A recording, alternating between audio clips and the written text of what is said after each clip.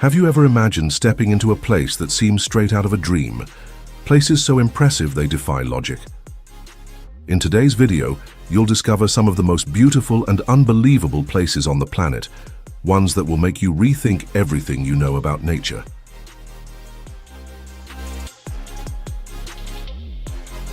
Mount Fanjing Temple, China.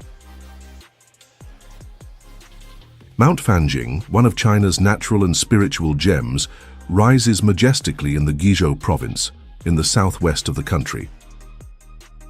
With an elevation of 8,432 feet above sea level, this sacred mountain is one of the most important and mystical Buddhist destinations in the world. Its name, Fanjingshan, means Brahma's pure land, a reference to the celestial paradise in Buddhism. The mountain is part of the Fanjingshan National Nature Reserve, a biodiversity sanctuary recognized by UNESCO as a World Heritage Site in 2018. But beyond its natural splendor, what truly draws pilgrims and travelers is the incredible structure perched atop a steep and isolated rock formation, the legendary Mount Fanjing Temple. The temple rests on a unique geological formation known as the Red Head Golden Peak. This peak rises through a sea of clouds, defying logic and the laws of gravity. The site is simply breathtaking. The temple is divided into two main parts, the Buddha Temple and the Maitreya Temple, both connected by a narrow stone bridge that spans a deep abyss.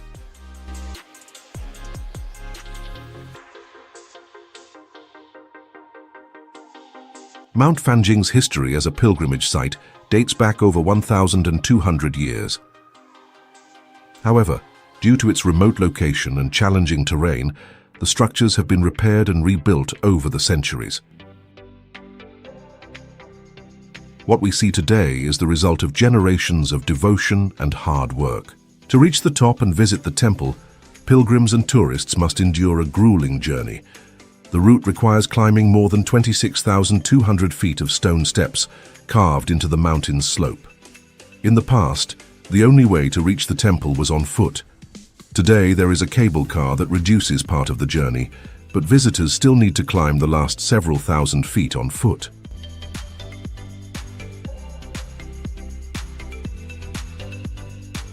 Corinth Canal, Greece. Between the turquoise waters of the Gulf of Corinth and the Aegean Sea lies one of the most impressive feats of 19th century engineering, the Corinth Canal.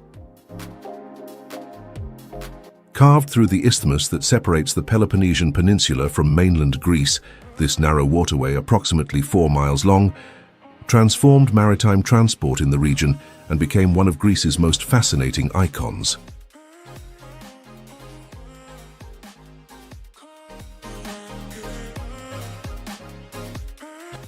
For centuries, sailors and merchants dreamed of a passage that would avoid the long and dangerous detour of over 250 miles around the Peloponnesus.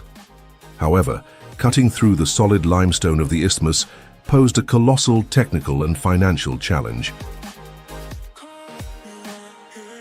The first attempt to create a canal in the region dates back to the 6th century before Christ, when the tyrant Periander of Corinth envisioned a navigable route.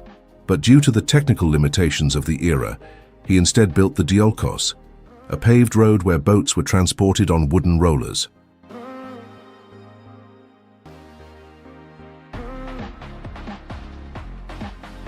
The diolkos, which stretched for approximately 5¼ miles, remained in use for over 700 years and was an ingenious solution to avoid the perils of sailing around the Peloponnesus.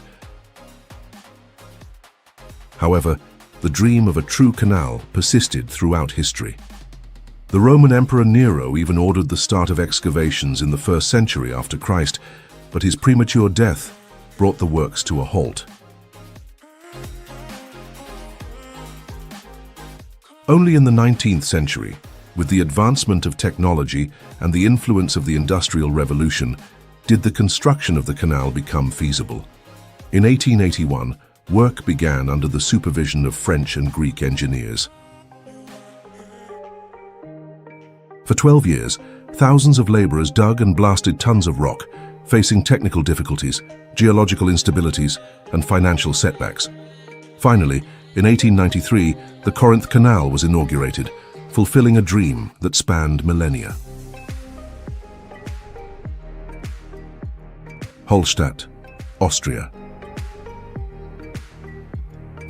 Hallstatt, a hidden gem nestled among Austria's mountains, embraced by the crystal-clear waters of Lake Hallstattersee, a place where time seems to have stood still, preserving centuries of history, culture, and indescribable natural beauty. Here, every street, every house, and every landscape tells a story, one that weaves a narrative dating back thousands of years. Located in the Upper Austria region, Hallstatt is a small village that has become one of the most breathtaking tourist destinations in the world. With a population of just over 700 people, this alpine paradise attracts visitors from all corners of the globe, eager to experience its magical atmosphere, and it's not hard to see why.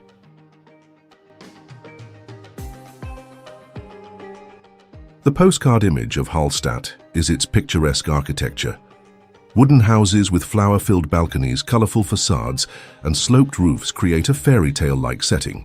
The village is perched between the mountain and the lake, making the most of the limited space in the local geography. Narrow streets, stone staircases, and small bridges form part of this enchanting maze, where every corner reveals a new surprise. But Hallstatt is not just about beauty. Its history is as rich as its landscapes. The region has been inhabited for over 7,000 years, and it was here that one of the first organized societies in Europe emerged. The name Hallstatt actually became synonymous with an archaeological period, the Hallstatt culture, which flourished between 1,000 and 800 and 500 years before Christ.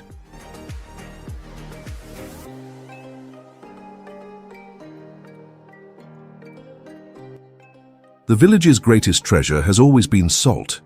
Yes, salt. Known as white gold, this mineral has been extracted from deep within the mountains since prehistoric times. The salt mines of Hallstatt are the oldest in the world in continuous operation, and their legacy spans millennia. Today, visitors can explore this fascinating history at Salzwelten, the famous Hallstatt salt mine.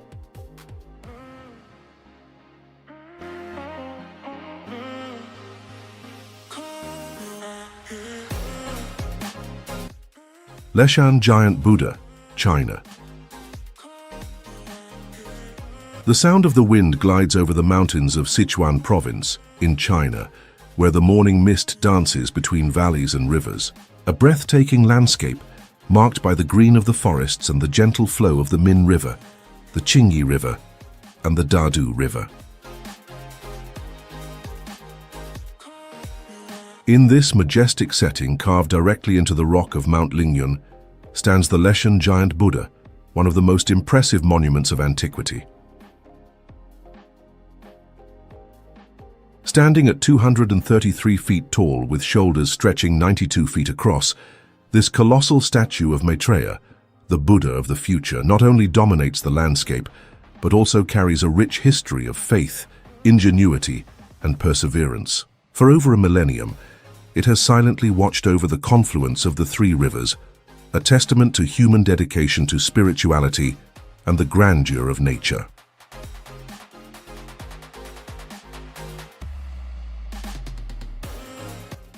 The history of the Leshan Giant Buddha dates back to the 8th century during the Tang dynasty, when a Buddhist monk named Hai Tong had a bold vision. He believed that a large statue of Buddha carved into the face of the mountain could calm the turbulent waters that plagued local navigators.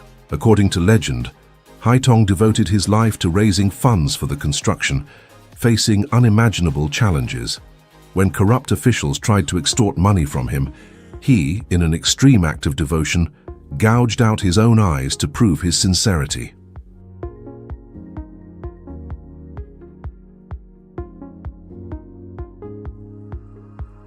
Hai Tong's determination inspired many, and even after his death, his disciples continued the work.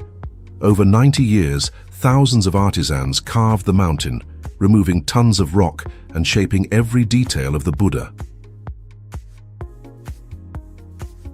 The engineering behind the construction of the Leshan giant Buddha is as impressive as its scale. Ancient architects developed a sophisticated drainage system that prevents erosion of the statue. Small channels and holes were strategically placed to divert rainwater, ensuring the stone Buddha would withstand the test of time. This innovation, combined with the strength of the rock into which it was carved, allowed the statue to survive centuries of weather and natural disasters.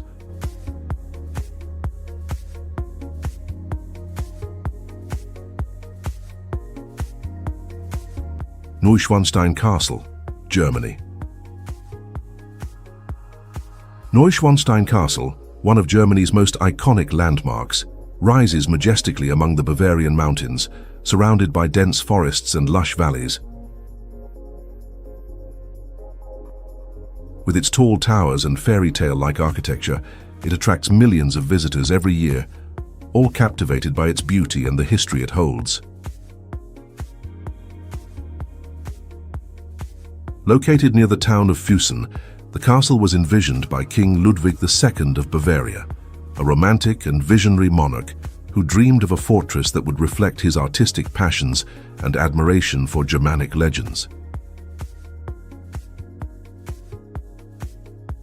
Construction began in 1869, and although it was never fully completed, the castle became a symbol of German romanticism and the pursuit of idealized beauty. The name Neuschwanstein means New Swan Stone, a reference to the Swan Knight, a character from one of the operas by Richard Wagner, King Ludwig's favorite composer. In fact, the castle was conceived as a tribute to the musician, incorporating elements of his stories and dramas into the interior decorations and architectural design. Every room in the palace reflects medieval and mythological influences, transporting visitors to a world of fantasy and splendor. The structure of the castle, with an area of approximately 64,600 square feet, is stunning in its grandeur.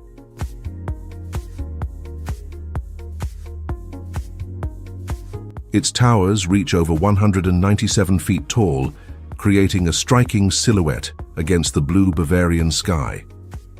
The white facade and dark roofs emphasize the Gothic and Romantic design, while the carved details add a sense of sophistication and mystery. Despite its splendor, King Ludwig II enjoyed little of his creation.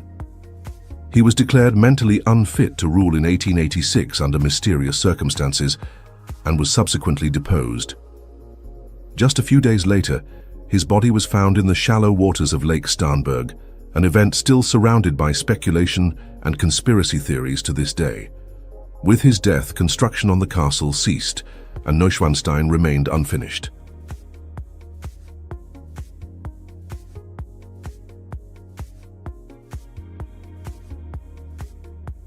Even so, the castle opened to the public just weeks after the king's death, quickly becoming one of Germany's most visited tourist attractions.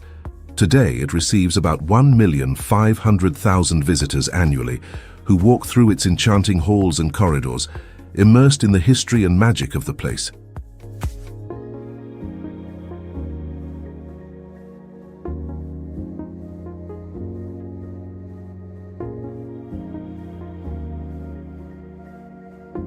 Cliffs of Moher, Ireland.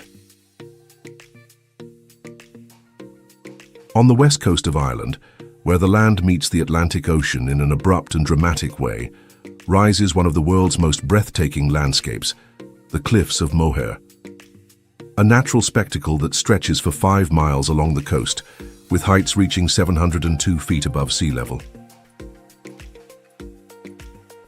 Since time immemorial, these cliffs have been a place of contemplation and mystery. Here the wind blows strong, ocean waves crash against the rocks with a thunderous roar, and seabirds perform aerial dances as if guarding this natural monument.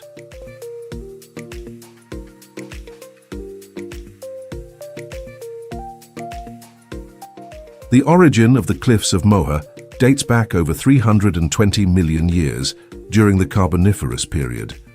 Formed by layers of sandstone and shale, these rocks tell a fascinating geological story shaped by erosion, time, and the relentless force of the Atlantic. The name Moher comes from the Irish Gaelic and means ruins of a fort, referring to an ancient fort that once stood in the area but was destroyed during the Napoleonic Wars. Still, nature remained intact, preserving one of the most inspiring landscapes on Earth.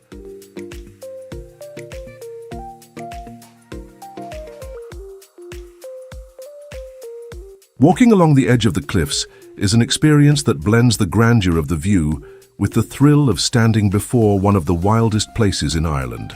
Tourists, many from faraway lands, find trails that stretch for miles, revealing views of the ocean, the local wildlife, and rock formations that defy time.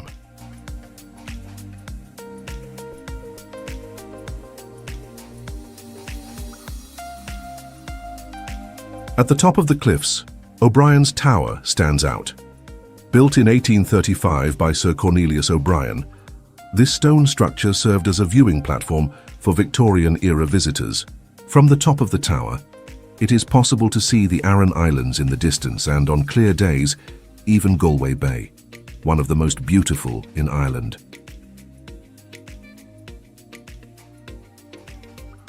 The cliffs of Moher are a paradise for nature lovers. They are home to one of Europe's most important seabird colonies.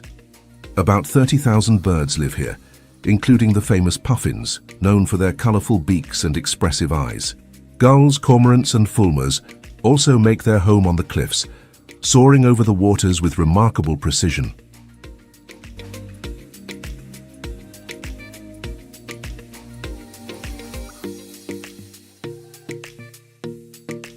Studlagil, Iceland.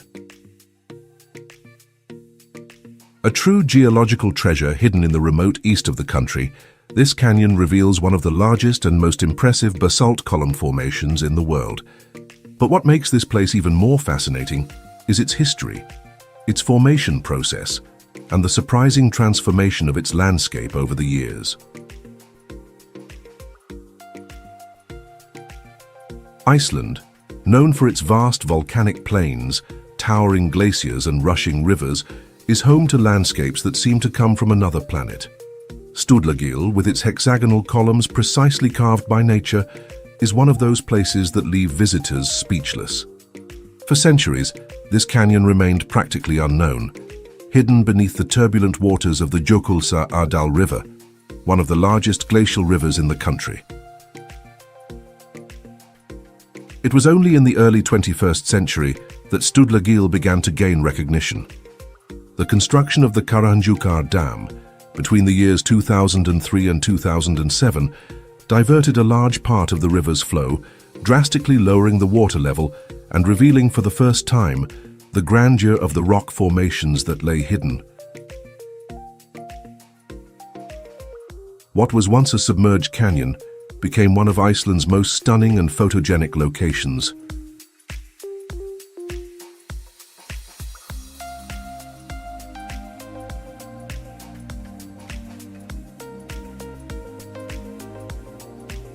The basalt columns that define Studlagil are a remarkable geological phenomenon.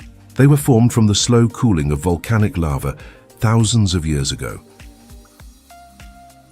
When lava cools gradually, it contracts and cracks into perfect geometric shapes, creating columns that vary in size and diameter, but most often display a hexagonal pattern. This type of formation can be found in several places around the world, such as the Giant's Causeway in Northern Ireland and Fingal's Cave in Scotland. However, Studlagil stands out due to its extraordinary number of columns and its impressive height, which exceeds 98 feet in some sections.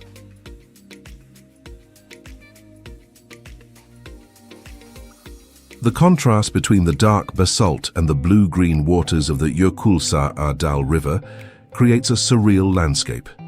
During the summer, when glacier melt feeds the river, its waters take on a vibrant turquoise hue, offering an even more stunning visual display. In winter, snow and ice transform the canyon into a mystical setting, where silence and the vastness of nature reign supreme.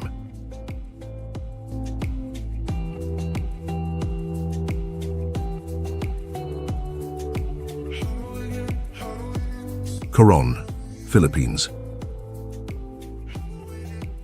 Coron, a hidden gem nestled among paradise islands and secret lagoons.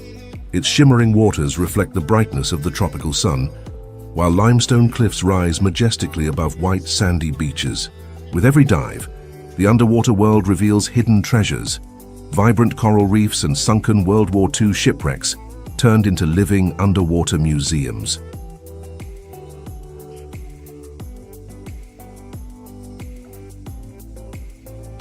The first rays of sun illuminate the town of Coron, a small and peaceful fishing village.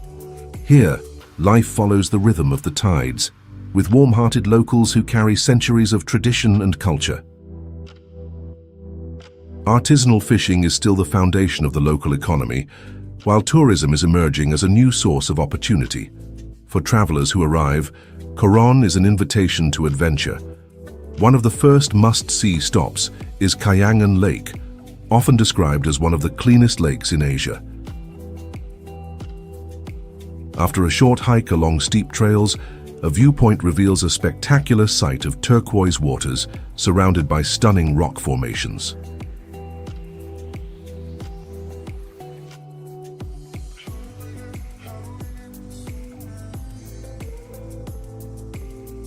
Descending to the lake's surface, visitors are enveloped in an almost sacred silence.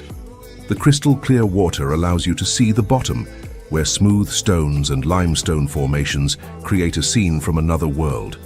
Immersed in the coolness of the lake, it's impossible not to feel connected to nature in its purest form. Continuing the exploration, Barracuda Lake appears as a new challenge for divers.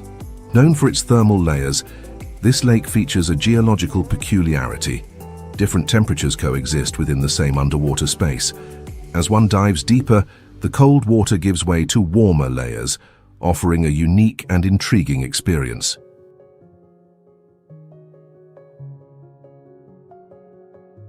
But it is beneath the ocean waters that Coron reveals one of its greatest secrets.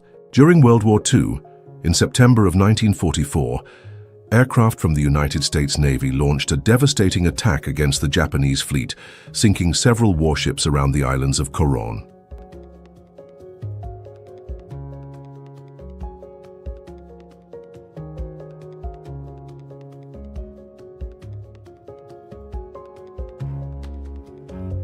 Today, these shipwrecks rest silently on the seabed, covered in colorful corals and inhabited by schools of exotic fish. Among the wrecks, the Araco stands out, a nearly intact supply ship where divers can explore dark corridors and hidden compartments. Beyond the submerged history, Coron's biodiversity is a spectacle of its own. The Tubataha Reefs Natural Park, recognized as a UNESCO World Heritage Site, stretches across miles of untouched marine ecosystems. Manta rays glide gracefully over the corals, while sea turtles swim peacefully through underwater gardens.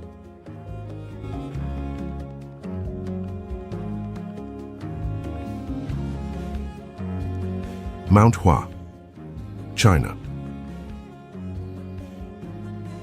In China, rising imposingly over Shanxi province, stands one of the most sacred and challenging peaks in the world, Mount Hua. Part of the Qinling mountain range, this stone giant is a natural and historical wonder, filled with myths, challenges, and an almost supernatural beauty. Its name, which literally means floral mountain, might sound gentle, but don't be fooled. Mount Hua is known for its steep slopes, vertigo-inducing trails, and an aura of mystery that has attracted adventurers and pilgrims for centuries.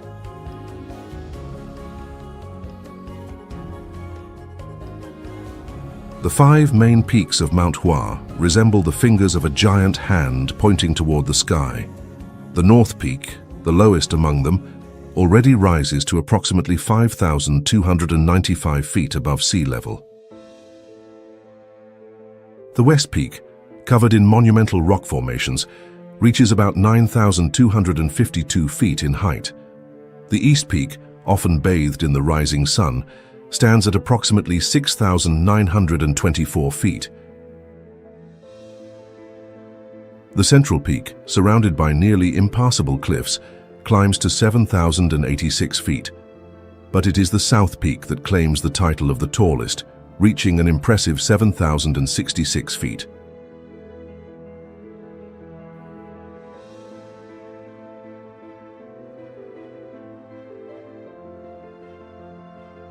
Mount Hua is not only a geological marvel. For centuries, it has been one of the 5 sacred mountains of Taoism in China, a place of meditation and spiritual reflection. The mountain is home to ancient temples and shrines, many of them hidden among the rock formations or perched on nearly inaccessible cliffs. One of the most famous temples is the Yuquan Temple, where, according to tradition, Laozi, the founder of Taoism, left profound teachings about the harmony between humans and nature.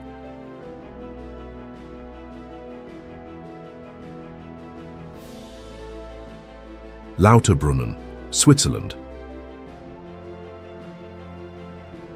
A small Swiss valley, nestled between towering limestone cliffs, blanketed by green meadows and cut through by breathtaking waterfalls. A scene that seems straight out of a fairy tale, but it's real, tangible, and alive. Welcome to Lauterbrunnen, one of Switzerland's most picturesque destinations, a true alpine paradise. Located in the Bern region, Lauterbrunnen sits at approximately 2,625 feet above sea level and is surrounded by mountains that rise over 13,123 feet in elevation. Its name, which means clear springs, lives up to the landscape. More than 72 waterfalls cascade from the rock walls, creating an unforgettable visual and auditory spectacle. The most famous of them, the Staubbachfall, with its nearly 984 feet of free fall, projects like a silver veil against the blue sky, inspiring poets and travelers for centuries.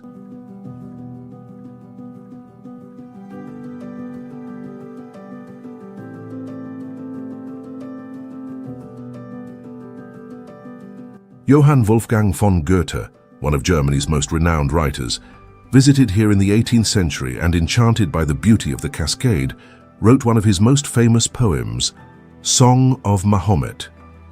The poet saw in Lauterbrunnen the essence of natural beauty, something that still resonates today with those lucky enough to walk this sacred ground of nature.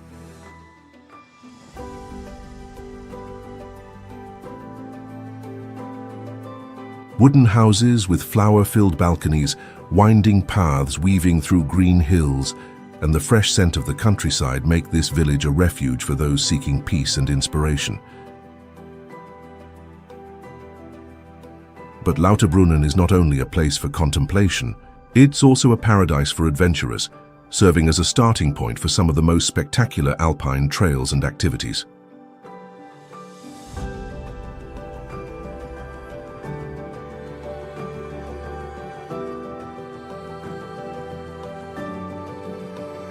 The more daring can explore the Trummelbach Falls, an impressive system of subterranean waterfalls carved by the melting glaciers of the Jungfrau.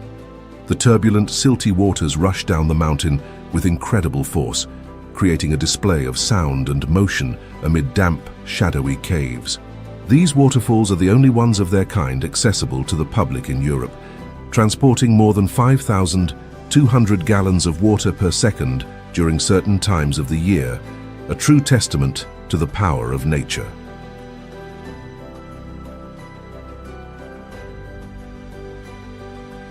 If altitude is not a problem, it's impossible to resist the temptation to take the train to Jungfraujoch, the highest railway station in Europe, located at 11,332 feet of elevation. The journey itself is an experience. The train cars travel through tunnels carved into the rock, occasionally revealing panoramic windows that open up to surreal views of the eternal glaciers.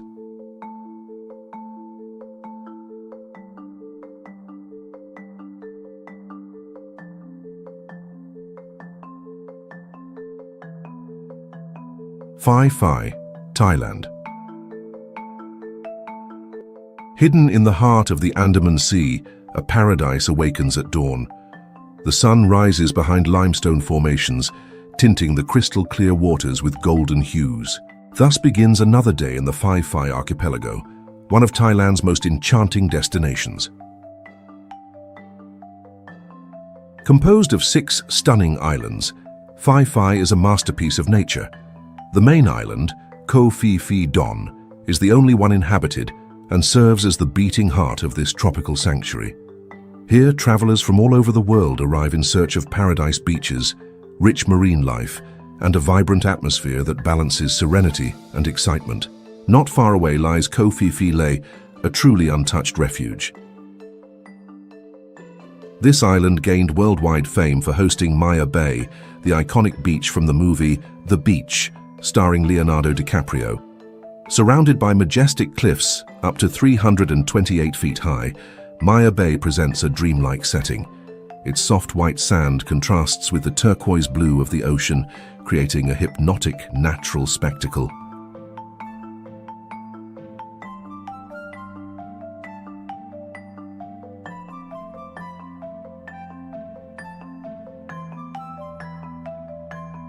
But Phi Phi is much more than its stunning beaches.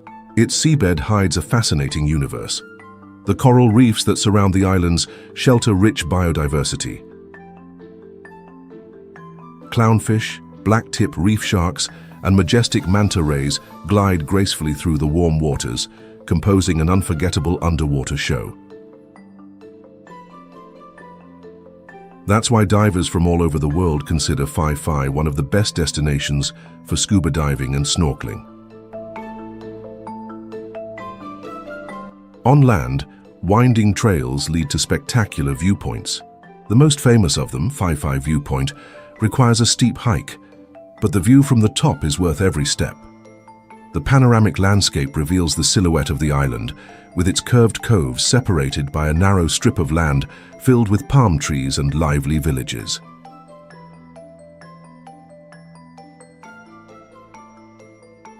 For those seeking adventure, Phi Phi offers more than just beaches and diving.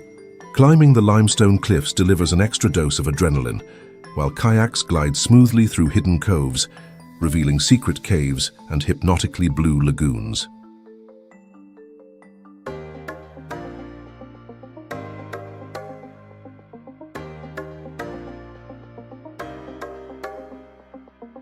As the day fades, the island transforms. Nights in Phi Phi are full of energy. Orange tones of the sunset paint the sky, and the lights of beachfront bars begin to glow. On Lauterbrunnen Beach, fire dancers move to the rhythm of the music, enchanting those gathered to celebrate life under the stars. The local cuisine is another spectacle in itself. Restaurants and street stalls offer everything from fresh seafood, seasoned with refined Thai spices, to traditional dishes like pad Thai and massaman curry. Exotic aromas mix with the warm night air, creating a unique sensory experience.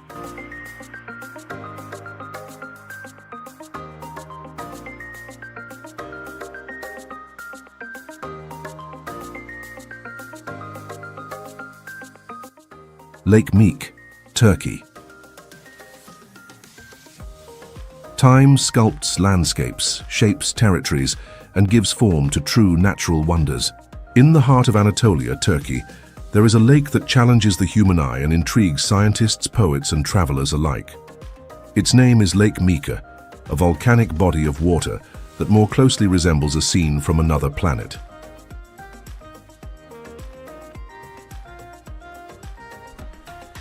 Located in the Konya province, about 143 miles south of the capital Ankara, Lake Meke lies within the Karapunar Basin, an arid region that contrasts with the lush green of other areas in Turkey. What makes this lake so special? Its unique appearance, sculpted by a volcanic eruption that occurred thousands of years ago, resulting in a shape that resembles a gigantic alien footprint when viewed from above. The geological history of Lake Meke began approximately 5 million years ago, when intense volcanic activity triggered an underground explosion, forming a crater. Over time, this depression filled with water, creating a crater lake, one of the most impressive examples of this phenomenon in Turkey.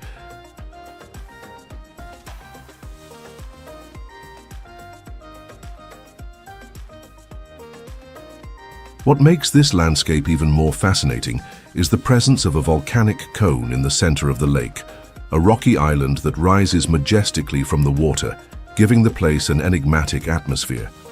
This volcanic cone is the result of a second eruption, which deposited magma in the middle of the original crater, creating this striking formation. The lake surrounds this cone like a mirror, reflecting the sky and the ever-changing colors of the landscape throughout the day.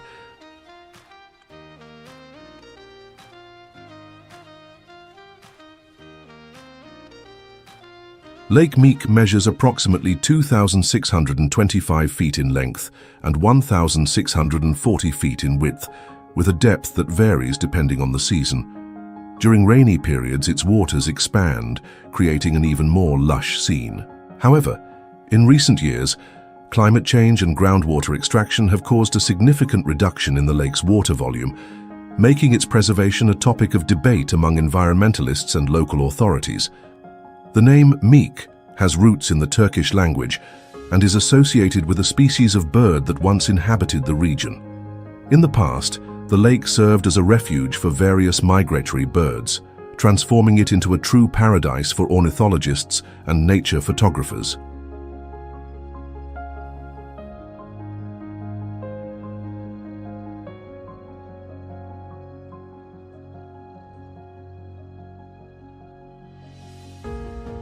Lençóis Maranhenses, Brazil. The Lençóis Maranhenses National Park is one of the most stunning natural treasures in Brazil. Located in the state of Maranhão, this unique region in the world stretches across more than 370,000 acres, forming a breathtaking natural spectacle of white sand dunes and crystal-clear lagoons that renew themselves with every rainy season. From above, the landscape is breathtaking. The contrast between the white of the dunes and the blue-green of the lagoons creates the impression of a water desert. But contrary to what one might think, Lençóis Maranhenses is not a desert, as the region receives frequent rainfall, creating a rich and diverse ecosystem.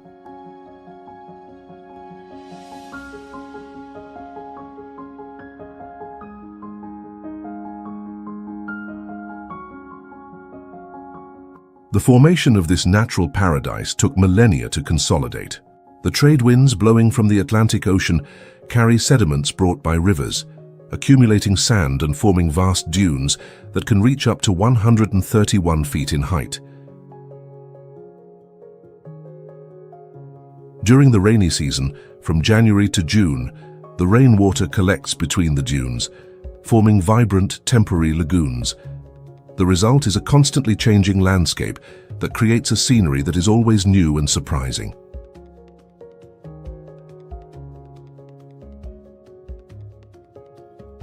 Within the park, some lagoons stand out for their beauty and size.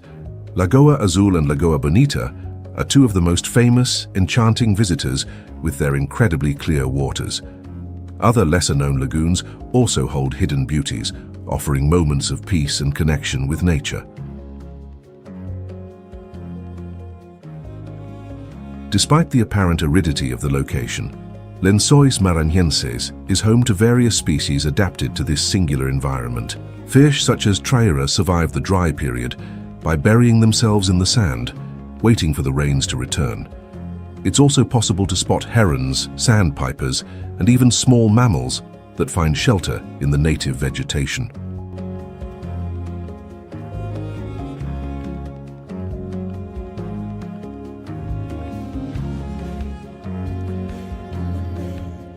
The communities surrounding Lençóis Maranhenses preserve a rich culture, shaped by the relationship between humans and nature.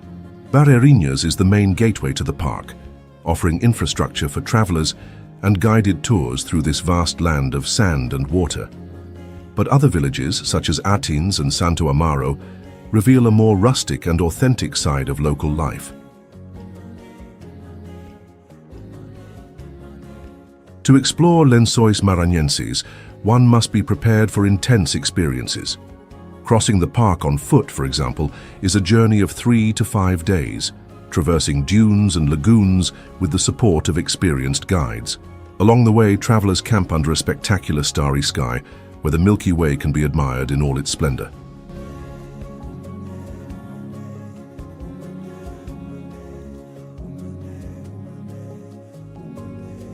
Dubai, United Arab Emirates.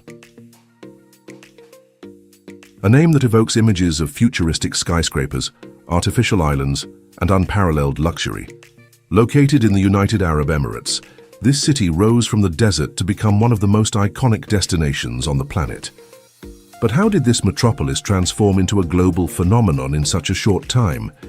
This is the story of Dubai, a tale of ambition, vision, and innovation. The region where Dubai now stands was, for centuries, a landscape dominated by golden sand dunes and the intense desert heat. For thousands of years, Bedouins inhabited this land, living simply, engaging in trade and pearl fishing. However, the discovery of oil in the 1960s changed everything. With the bold vision of its leaders, Dubai began its transformation into one of the world's most dynamic economic centers.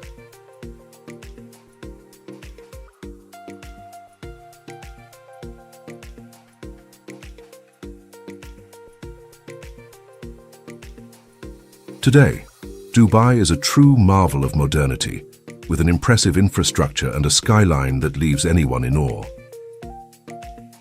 The Burj Khalifa, at 2,716 feet tall, is the tallest building in the world. From its observation deck on the 124th floor, one can enjoy a panoramic view of the entire city, the Persian Gulf, and on clear days, even the endless desert surrounding Dubai.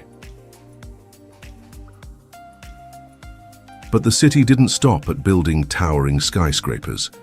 Palm Jumeirah, an artificial island shaped like a palm tree, is a modern engineering marvel. With more than 131 million cubic yards of sand dredged from the sea, this island is visible even from space. It houses some of the world's most luxurious hotels and residences, including the iconic Atlantis, the Palm Hotel.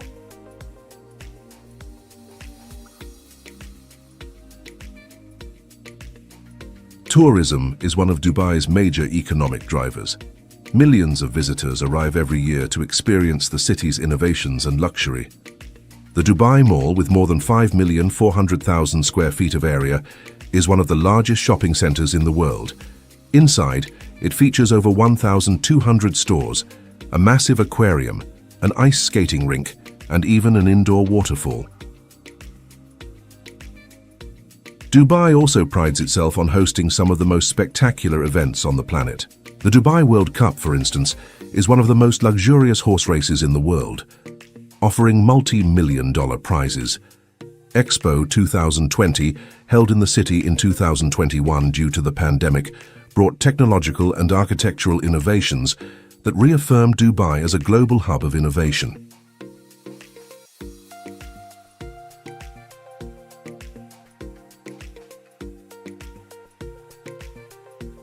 Sanctuary of Madonna della Corona, Italy. Nestled among the steep cliffs of Mount Baldo in the Veneto region of Italy lies one of the most awe-inspiring sanctuaries in the world, the Sanctuary of Madonna della Corona. A sacred gem suspended between sky and earth, carved into the rock and surrounded by mystery and devotion.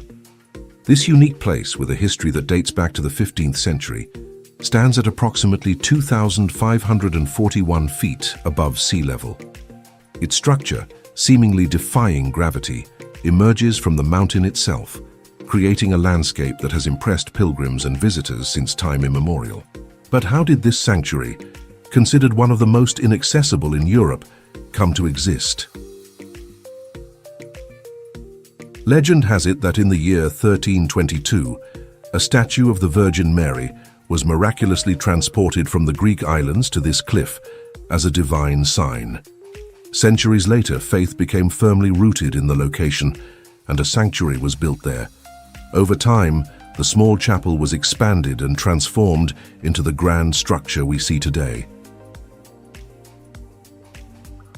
As visitors approach the sanctuary, they already sense the magnificence of the place. Access is not easy. One must walk a trail of about 1¼ miles, either descending a steep path or climbing a staircase of around 1,500 steps from the village of Spiazzi. For pilgrims, this journey is a true act of faith, a physical sacrifice that symbolizes the pursuit of spiritual enlightenment.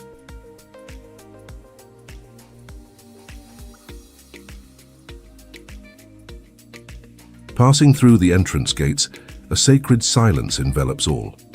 The sanctuary's facade, adorned with delicate stone details, is an invitation to introspection. The current building, renovated in the 19th century, combines Gothic and Renaissance elements, preserving the site's medieval essence. But it is upon entering the church that the true magic reveals itself.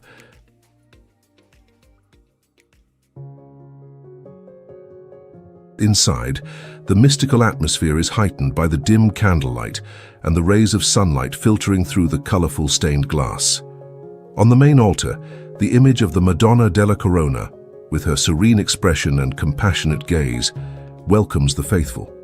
The statue, sculpted in stone, is just over 3 feet tall and depicts the Virgin holding the body of Christ in her arms, a moving scene that evokes the Pietà.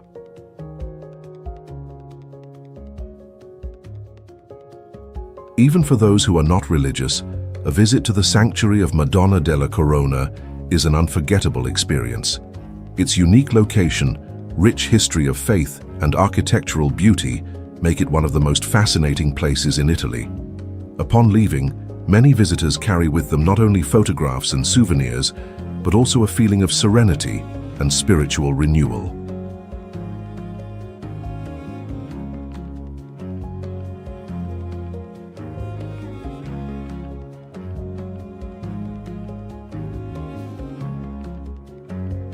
Mount Ijen volcano, Indonesia. This gigantic crater, full of mystery and danger, draws explorers, scientists, and tourists in search of a rare and dazzling spectacle, the blue flames. This is a place where beauty and peril walk side by side, where nature reveals its forces in a fascinating dance of elements.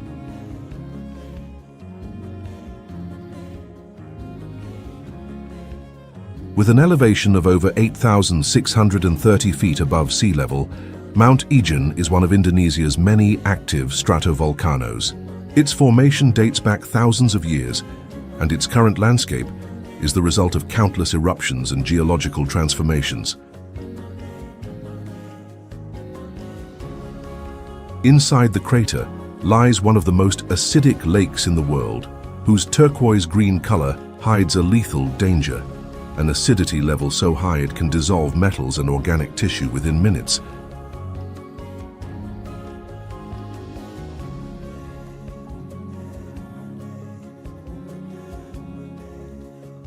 But what truly makes Ijen a unique spectacle isn't just its crater or acidic lake. It's a rare phenomenon that occurs in only a few places on Earth, the spontaneous combustion of sulfuric gases, resulting in the impressive blue flames. At night, these ghostly flames rise from fissures in the volcanic ground, creating a nearly supernatural vision. The phenomenon occurs when sulfur dioxide ignites upon contact with oxygen, reaching temperatures that can exceed 1,004 degrees Fahrenheit.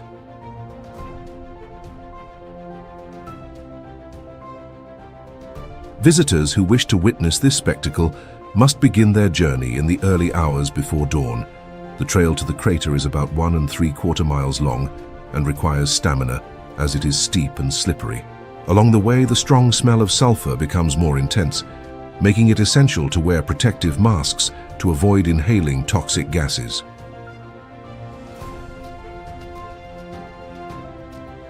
Gradually, the blue glow begins to appear, illuminating the dark rocks with an eerie light.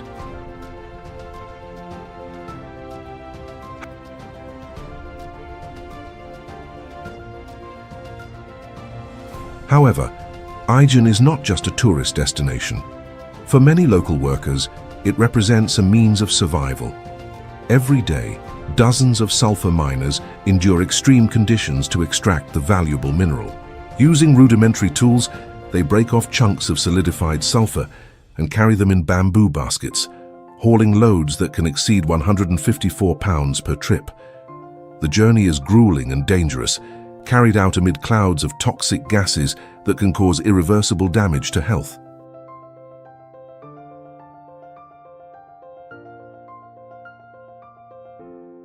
The work of the Ijen miners is among the most exhausting and hazardous in the world.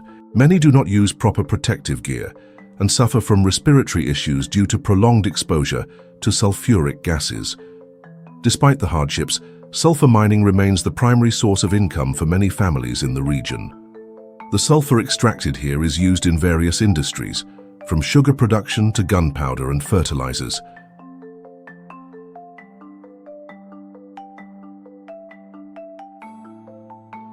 For scientists, Ijen is a natural laboratory. Geologists and volcanologists constantly study its activity, monitoring changes in gas composition and variations in the lake's temperature.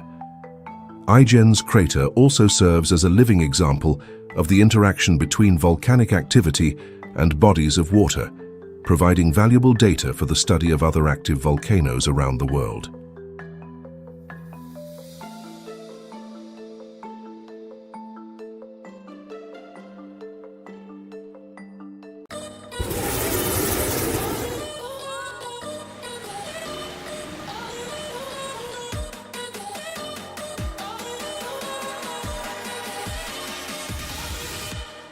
The world is full of wonders.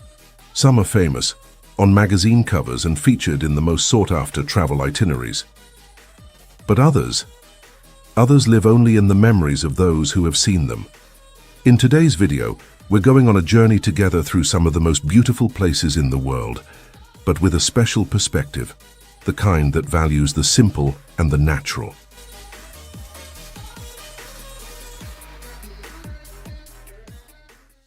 Cappadocia, Turkey.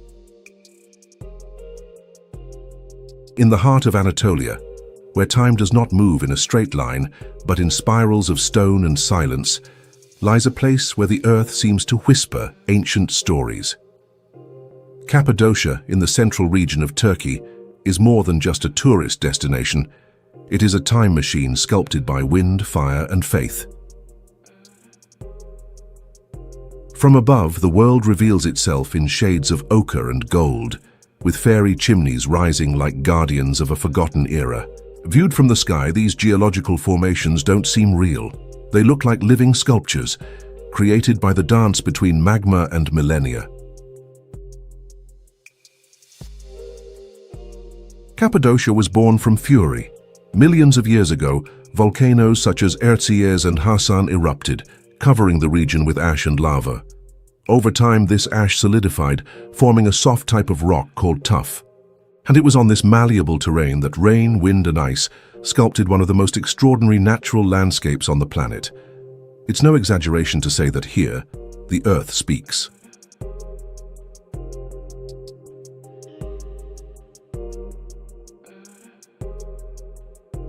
Imagine walking through narrow tunnels, with secret passages and ventilation shafts descending dozens of feet underground. There, families, animals, and soldiers live together in organized spaces, with kitchens, churches, schools, and even cemeteries. In times of religious persecution, such as the early centuries of Christianity, these underground cities were sanctuaries of resistance and faith.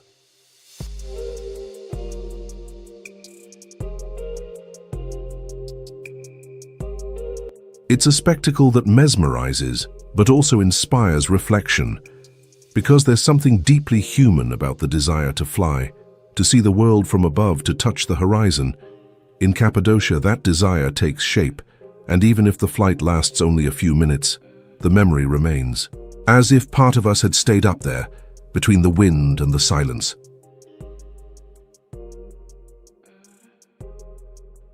Beneath the earth, the past murmurs. Above it, the future floats. And in the middle of it all, Cappadocia breathes, a deep, slow breath that spans millennia. On this soil, armies have marched, monks have meditated, and peoples have taken refuge. Here, the Hittite Empire flourished. The Persians left their marks, the Romans built roads, and the Byzantines carved churches.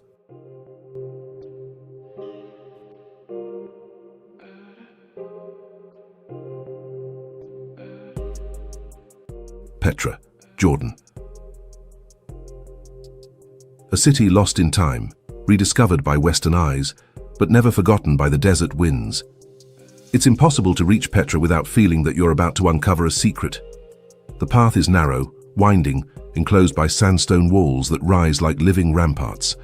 This magical corridor is called the Sik, a gorge over 3,280 feet long, where each step echoes like a whisper from history.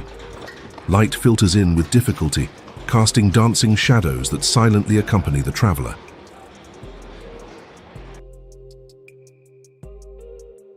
And then, suddenly, like a revelation, it appears. The treasury, Al-Khazne, Petra's most iconic facade, majestic, mysterious, defiant. Carved directly into the rock, it is not just an entrance, it is a portal to another era. With Corinthian columns, elaborate friezes, and near-divine symmetry, Al-Khazne seems to float, as if made of sand and dreams. For centuries, travelers, archaeologists, and poets have tried to understand who built it, why, and how. Some say it was the tomb of a king, others, a temple for the gods. But perhaps it doesn't matter, because the true meaning of Petra is not only in its stones, it's in its silence. A silence filled with ancient voices still murmuring between the cracks in the sandstone.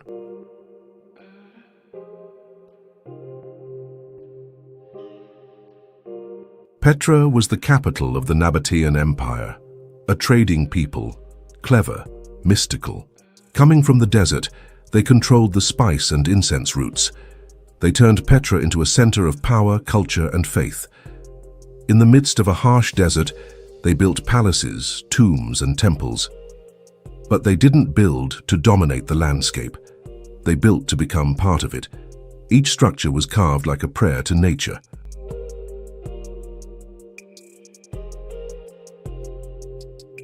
They were masters of water, even while living in the desert. They built complex systems of canals, cisterns, and aqueducts. They guarded every drop as a sacred treasure. For the Nabateans, water was not just survival, it was a symbol of civilization, and it was this ability to tame the desert that made them legendary.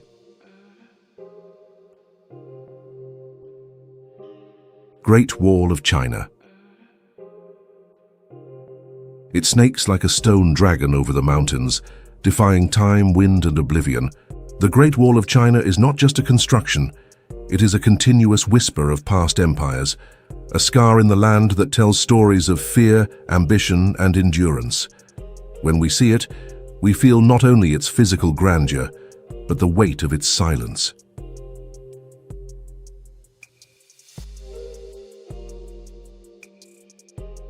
With over 12,427 miles in length, it was not built all at once, nor by a single emperor. It is a patchwork of architectural styles, sewn together over more than 2,000 years by different dynasties with different techniques and purposes. But they all had one thing in common: the need to protect, to isolate, to assert power. They say it's the only man-made structure visible from space, but that's just one of the many legends that surround it. Because the most astonishing truth about the wall isn't the distance it spans, it's what it represents. Every stone carries the weight of thousands of lives. Every watchtower is a cry trapped in time. In the 3rd century before Christ, Emperor Qin Shi Huang, the same ruler who ordered the construction of the Terracotta Army, had a dream: to unify China under a single rule. And with that dream came the fear of invasion from the Xiongnu, nomadic tribes of the north. The solution?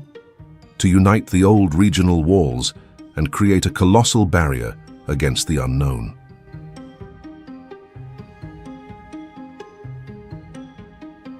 But the construction wasn't done by machines, it was done by hands. calloused, bleeding hands. In journeys marked by hunger and cold, it is estimated that millions of workers were forced to build the wall. Soldiers, peasants, prisoners, intellectuals. Many died during the work, and tradition says their bodies were buried right there within the wall itself, becoming part of it.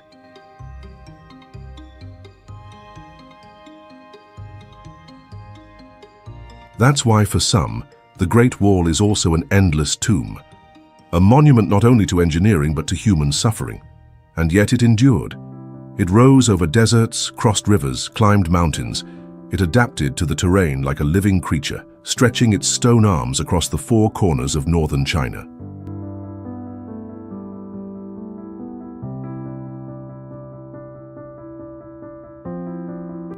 Atacama Desert, Chile. There are places on Earth that challenge our understanding of life.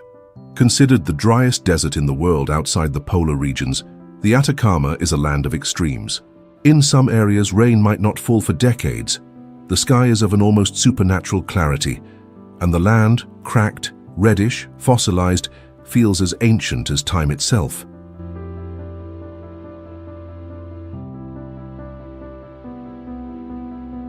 But contrary to what one might expect, the Atacama is far from lifeless. Here, silence has layers, and each one holds signs of life that resists, that adapts, that breathes at the edge. Cacti bloom in the impossible, flamingos dance over salt lakes, and rock formations look as though sculpted by patient gods. The day in the Atacama begins with a cold silence. The sun rises over the Andes Mountains with a golden light that paints everything red. The shadows are long, dramatic. The air is thin. The ground, still asleep, slowly begins to warm. And then the desert awakens, unhurriedly, like a giant stretching out its dunes and valleys. The Valle della Luna, for example, looks like something from another planet. Its formations, sculpted by wind and erosion, resemble lunar landscapes, hence the name. Walking its trails, one feels as if they are on the surface of Mars. Not by coincidence, the Atacama has been used by NASA to test equipment designed for interplanetary missions. And when the sun sets in that valley, the spectacle is almost liturgical. The sky turns orange, purple, and blue, as if dissolving reality itself. The rocks change color, as though they are alive. The wind sings between the stones, and the whole world seems to pause, hypnotized by a raw, ancestral, untouched beauty.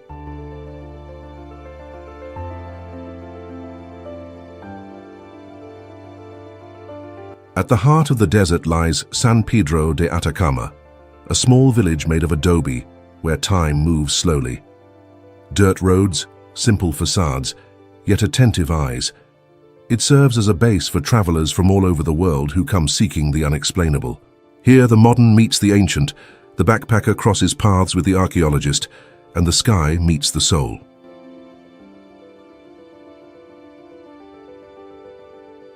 Lake Bled, Slovenia. In the heart of the Julian Alps, hidden like a secret kept by Slovenia's mountains, rests a crystalline mirror that for centuries has fascinated kings, poets, travelers, and dreamers. Its name is Bled, a glacial lake wrapped in morning mist and ancient legends, a place where time seems to slow down, as if nature itself decided to breathe more gently. Lake Bled is not just a body of water, it is a sanctuary, it is liquid memory. Just over 1 1/4 miles long and reaching a depth of nearly 98 feet, Lake Bled is modest in size yet grand in symbolism. It rests like a jewel framed by green hills and forest-covered mountains, which turn golden in the fall and become immaculately white in the winter. Each season reveals a different face of the lake, as if the earth itself wishes to tell several stories using the same stage.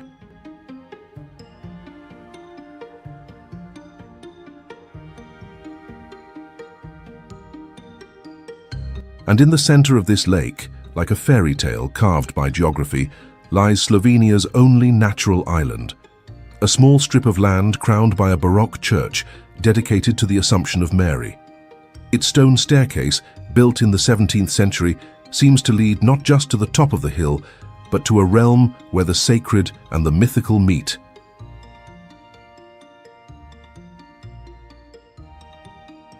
According to legend, whoever climbs the 99 steps to the church's entrance must do so in silence, carrying a pure wish in their heart. Tradition says that if you ring the bell in the tower, your wish will be granted.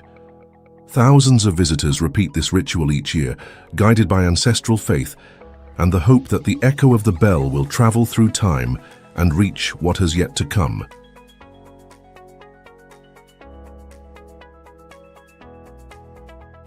The crossing to the island is made in traditional boats called pletna, rowed by men who have inherited the craft for generations. With precise, almost ceremonial movements, they glide over the water as if dancing with the lake, honoring its stillness and its secrets. The sound of the oars touching the water is soft, almost hypnotic, like an aquatic prayer.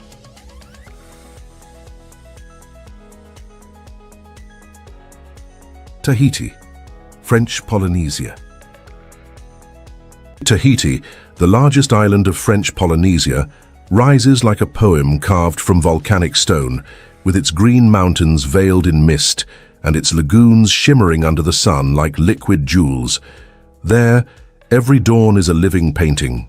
Golden rays slowly filter over the slopes, drawing silhouettes in the tropical vegetation and waking up sleepy villages. It is a silent spectacle, watched by eyes that have inherited the ocean and the sky as their permanent horizons. Tahiti is not just an island. It is an ancestral song, sung by generations of navigators, told through tattoos on bodies and flowers woven into hair. Long before the first Europeans laid eyes on these lands, the Maori people were already sailing these waters, guided only by the stars and the intuition passed down from the gods. They came from distant islands, braving unpredictable seas in double-hulled canoes built by skilled hands and unshakable faith. When they arrived, they named everything. The mountains, the winds, the currents. They called this place Tahiti, the Great Water. Their stories were passed down orally, sung in chants, dances, and symbols tattooed on the skin. Tattoos here have a soul. They are a way to tell who you are, where you came from, and what you honor. In Tahiti, each marked line is a map of life.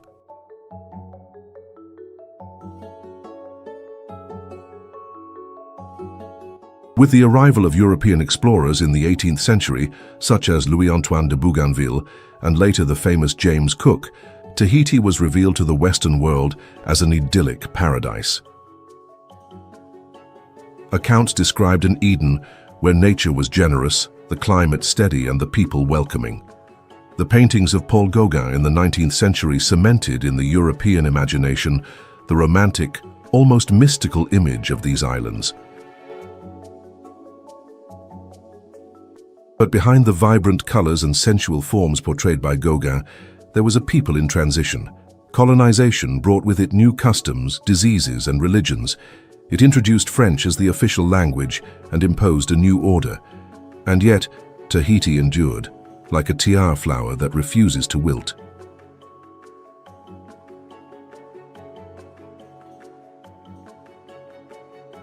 Banff National Park, Canada. Founded in 1885, Banff is the oldest national park in the country and the third oldest in the world. With more than 2,500 square miles of rugged mountains, untouched forests, and abundant wildlife, Banff represents not only a natural refuge, but also a symbol of the wild spirit that shaped Canadian identity. A sanctuary where time seems to follow a different rhythm, slower, quieter, deeper.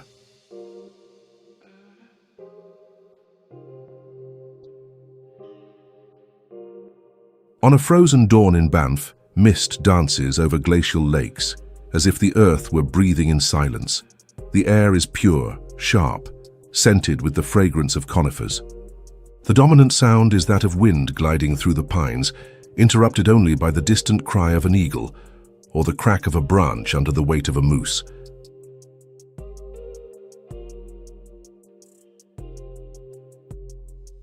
Lake Louise, perhaps the most famous of them all, rests like a liquid gem between Mount Victoria and Mount Fairview.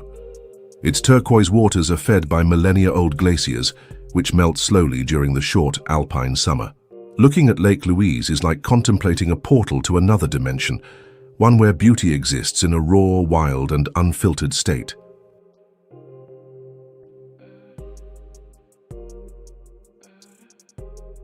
And there's also Moraine Lake, hidden in the Valley of the 10 Peaks, whose waters seem to have captured the entire sky in their cobalt blue mirror.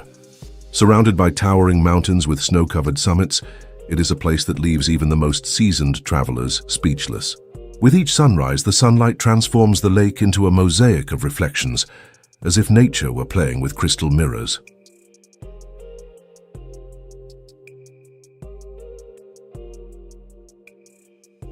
The trails that wind through Banff are ancestral paths, walked long before the arrival of European colonizers. Indigenous peoples such as the Stony Nakoda, the Ktunaxa, and the Blackfoot already knew the soul of these lands and saw in the mountains not just resources, but spirits. For them, Banff was not just a territory, it was a sacred home, full of stories and wisdom.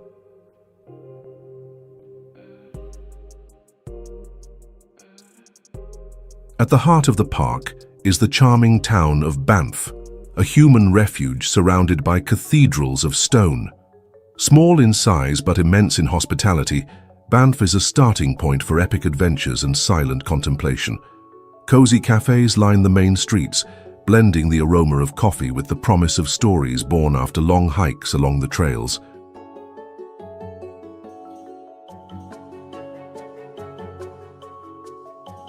Palawan, Philippines.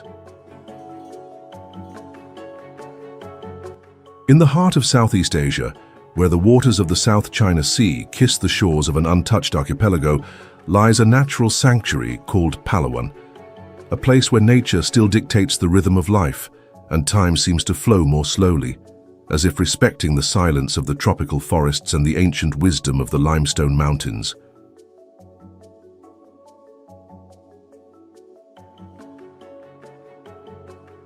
Here, nature is lush, abundant, and absolutely commanding. The low vegetation gives way to giant trees that seem to whisper ancient stories to the winds of the Pacific.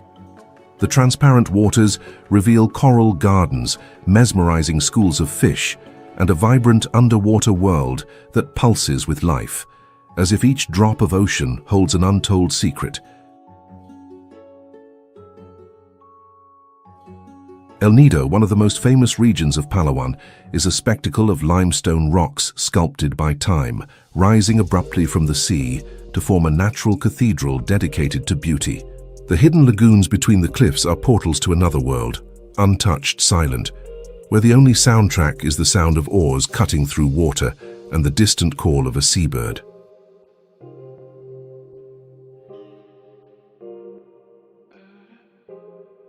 But to truly understand Palawan, one must go beyond the landscapes.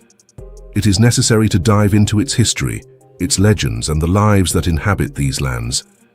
Indigenous peoples like the Tagbanua and the Palawan have lived here for centuries, in harmony with the forest and the sea.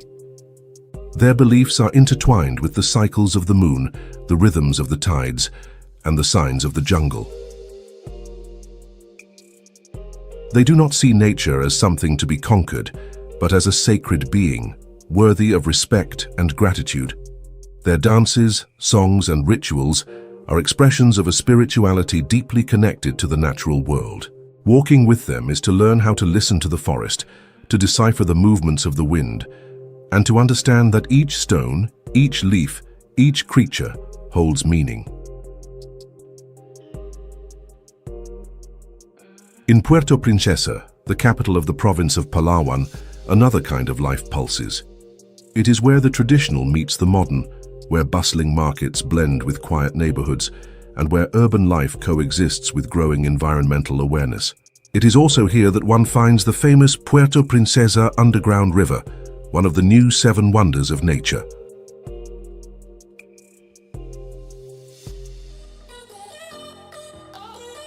Iguazu Falls. At the exact point where Brazil and Argentina intertwine through a thread of water turned into an abyss, rises one of the most breathtaking wonders on the planet, Iguazu Falls. A colossus of energy and beauty that defies the senses and silences even the most restless spirits. The word Iguazu comes from Tupi-Guarani. Why means water, and Guazu means big. And there's no more fitting name, because what unfolds before the eyes is not a simple waterfall, but a spectacle of 275 individual falls stretching across nearly 1 9/10 miles, forming a living curtain of water, constantly changing.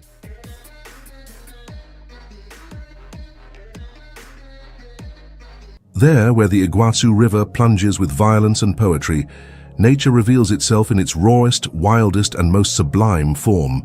The waters, in their unending motion, seem to defy gravity, plunging into a chaotic, hypnotic ballet that sometimes roars like a beast and sometimes whispers like an ancient secret.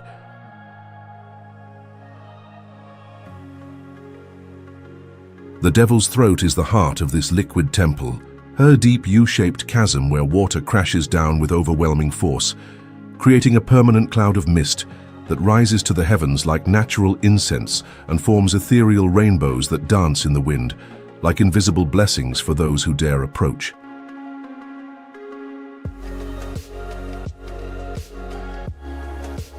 There, the sound is not just heard, it is felt. It vibrates in the chest, echoes in the bones, takes over the entire body. It is as if the earth were screaming, as if creation itself were reminding us of its primal force. And in the face of that power, humankind feels small, fragile, but also part of something infinitely greater. Iguazu Falls are not just a sight, they are an experience, a ceremony in which all the senses are summoned.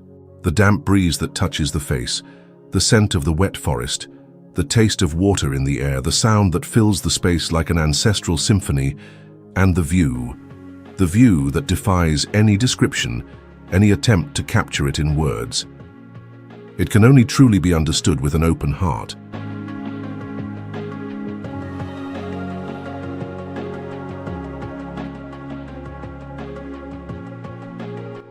Masai Mara, Kenya. The Masai Mara is the natural extension of the Serengeti ecosystem in northern Tanzania, and together they form one of the largest wildlife areas on the planet. Its name comes from the Maasai people, the nomadic inhabitants of the region, and from the Mara River, which winds through the territory like a vital artery. It is on this fertile and ancient soil that one of Earth's most impressive spectacles unfolds, the Great Migration. Millions of wildebeest, zebras and gazelles brave crocodile-infested rivers and cunning predators in search of fresh pastures, an ancestral drama that has repeated for millennia, guided by instincts that defy human logic.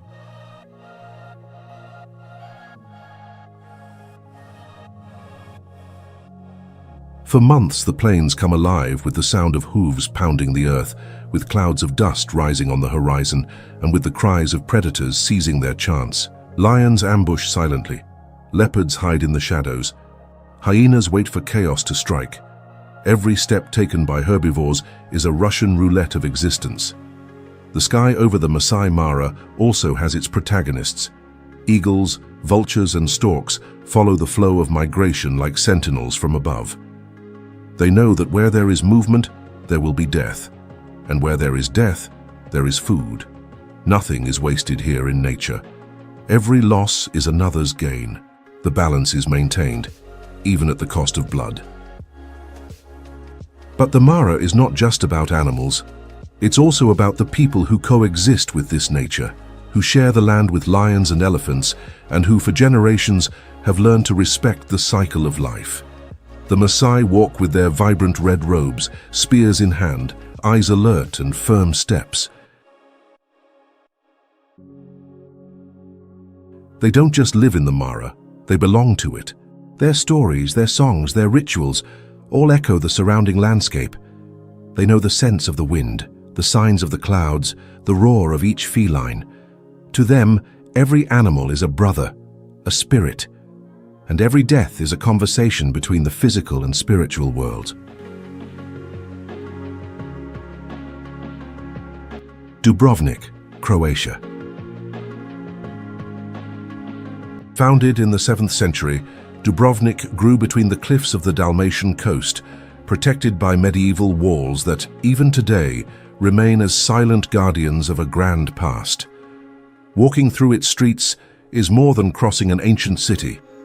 It is like traveling through time. The sounds of footsteps on the stones, the echoes of old marketplaces, the whispers of stories that unfolded in those narrow alleys still seem to reverberate through the walls.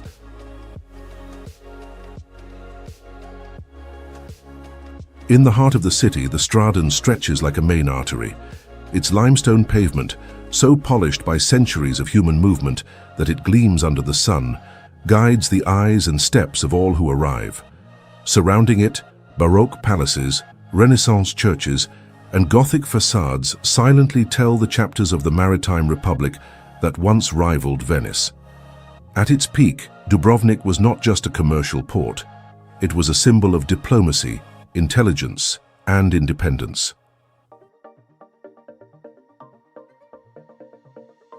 But Dubrovnik's beauty is not limited to its architecture.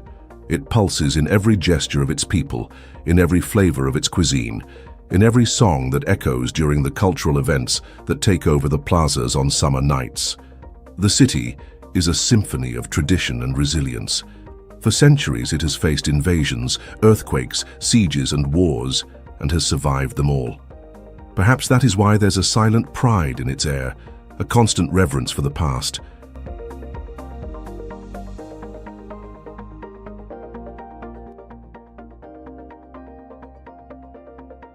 From the top of the walls, the gaze is lost among the orange rooftops and the endless sea. Dubrovnik's walls, nearly 1 1/4 miles long, approximately 2 kilometers, are like a beautiful scar, marking the city's skin with memories of hard times and the strength to keep going. From every tower, the view unfolds like a painting.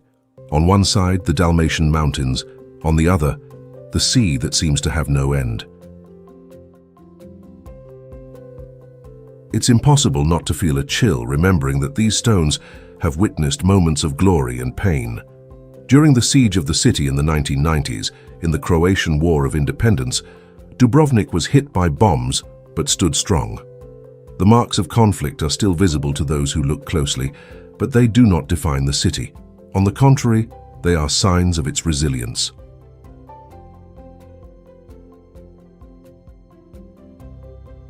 Prague, Czech Republic. On the banks of the Vltava River, Prague rises like an architectural poem. Towers, domes, castles, and alleys form a visual symphony where every detail carries a story, a symbol, an echo of the past. Known as the City of 100 Towers, it is at once melancholic and luminous, a Gothic jewel shaped over centuries by kings, artists, warriors, and visionaries.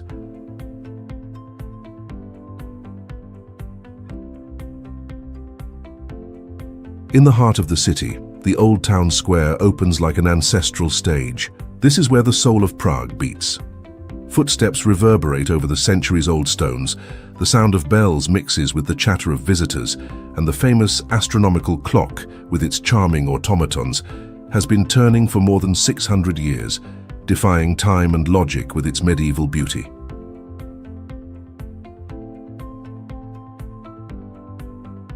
It is impossible not to get lost in the charm of the old quarter, where Baroque facades converse with Gothic shadows. Every street looks like a painting, every window a portal. Walking through it is like leafing through a book written in stone, where every page is a building, every chapter a plaza. Prague cannot be explained. It must be felt. But the city doesn't live only on nostalgia. Amidst the past, there pulses an artistic energy that has never ceased. Literary cafes, underground theaters, independent galleries, musicians on corners. Prague is also a haven for creativity. It was here that Kafka wrote his lucid nightmares, that Dvořák and Smetana found their melodies. that surrealism found refuge among Baroque shadows.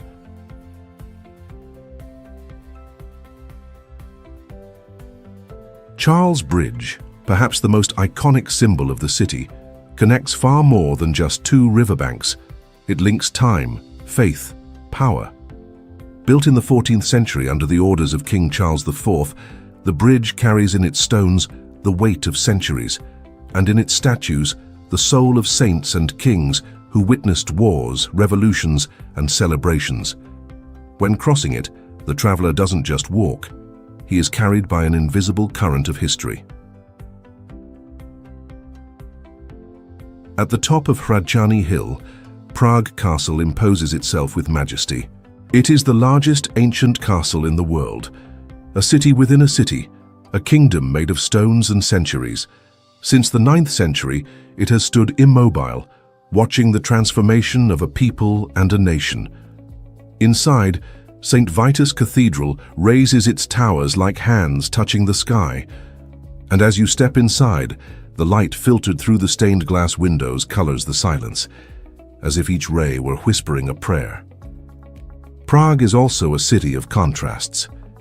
In its streets, the medieval blends with cubism, Art Nouveau kisses functionalism, and the communist architecture from the days of Czechoslovakia still imposes itself like an urban scar. Every facade is a testimony of an era, every plaza a chronicle of resistance. Galapagos Islands, Ecuador. The Galapagos Islands, an archipelago lost in the deep blue of the Pacific Ocean, where time seems to slow down and wildlife follows its own rhythm, unaware of the frenzy of the modern world. Located approximately 621 miles, about 1,000 kilometers off the coast of mainland Ecuador, this group of volcanic islands represents one of the most extraordinary sanctuaries of biodiversity on the planet. When Darwin stepped on these lands, he was intrigued by the variety of species that, although similar to each other, displayed small yet remarkable differences from island to island. Finches with distinct beaks, iguanas that swam like fish, giant tortoises with shells shaped by the terrain of each island. Everything seemed to tell a story that, until then, no one had fully understood.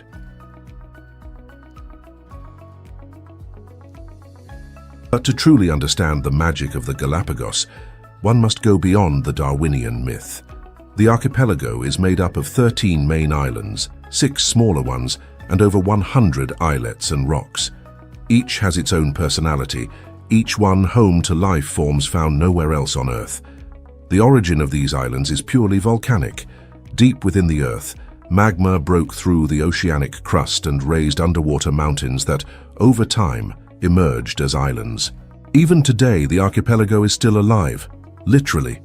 Some of its islands continue to be the stage for intense geological activity.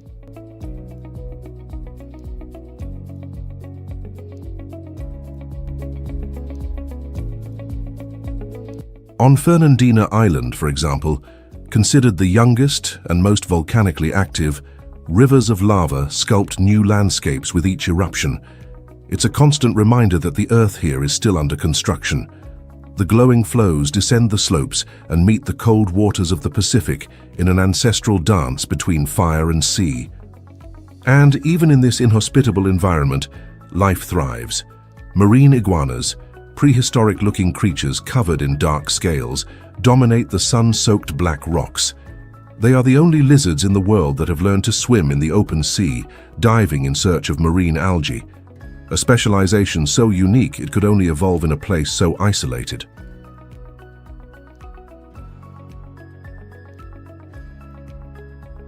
Yellowstone, United States. Yellowstone, a name that evokes images of untouched lands, of steam rising from the ground, of bison crossing golden plains beneath endless skies.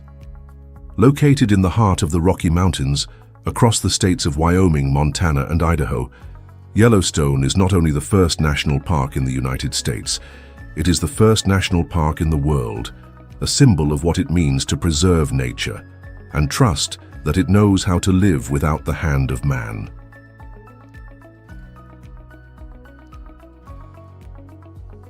Created in the year 1872, Yellowstone is more than a historical milestone.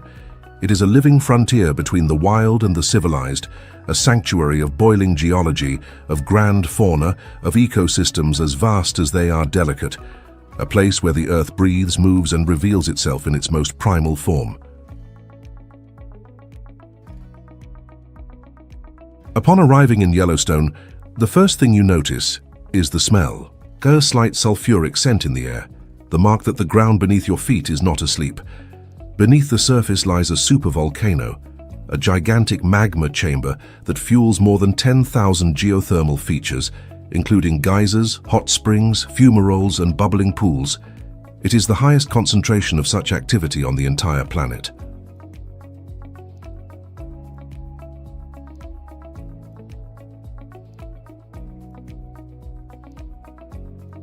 Old Faithful is the most famous of all the geysers. Its name comes from the predictability with which it erupts, approximately every 90 minutes. Tourists from around the world gather around it, in silence, awaiting the moment when the earth expels a column of boiling water and steam that can reach up to 180 feet, approximately 55 meters high. An ancestral spectacle that has repeated itself for centuries.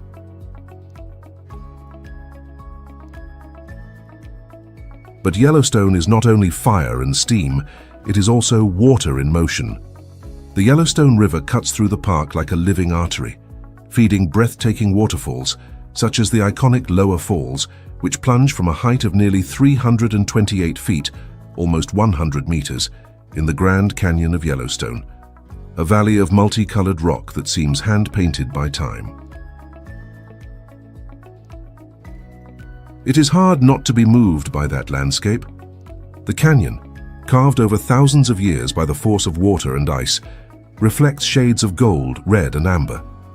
It is said that it was this canyon that gave the park its name. Yellowstone, Yellowstone.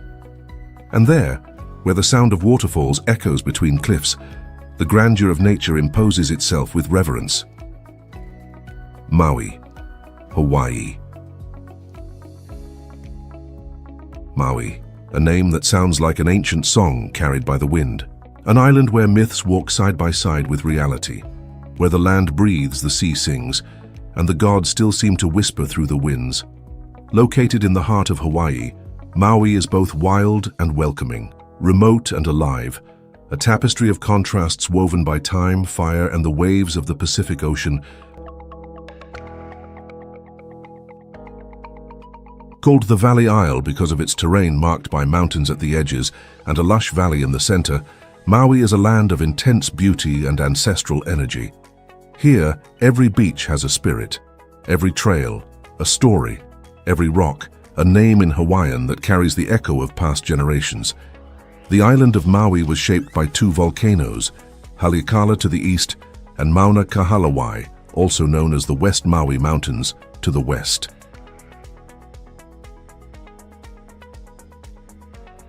Over time, the lava flows from these giants met, creating the Central Isthmus and forming the island as we know it today. But even dormant, Maui's volcanoes continue to influence the landscape and the spirit of the place.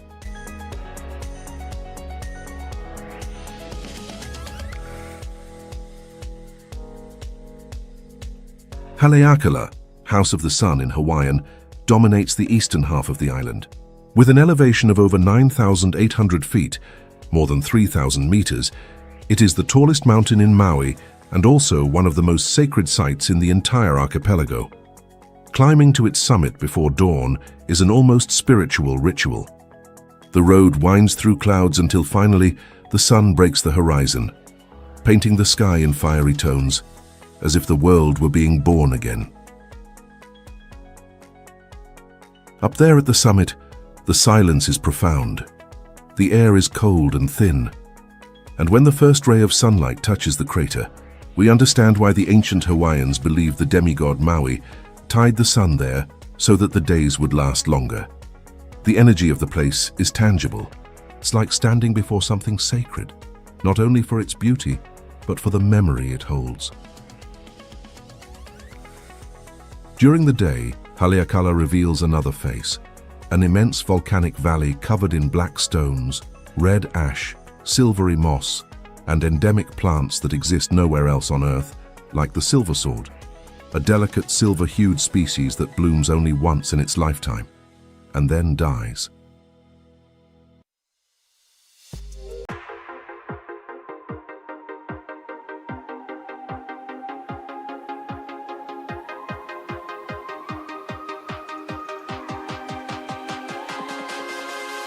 Today, let's embark on an incredible journey through some of the most beautiful places in the world. From paradise beaches to majestic mountains, you'll discover destinations that seem unreal due to their breathtaking beauty. And who knows, one of these places might just be your next dream destination. Spiti Valley, India. Spiti Valley, a land of mysteries and wonders hidden in the heart of the Indian Himalayas, is one of the most remote and fascinating destinations on the planet. Located in the state of Himachal Pradesh, this arid and isolated valley is a rare gem where ancient monasteries rest atop steep hills, crystal-clear rivers carve through desert landscapes, and traditional villages preserve an authentic Tibetan culture. Getting to Spiti is no simple task. The journey is an adventure in itself, navigating winding and challenging roads that cross some of the roughest terrains in the world.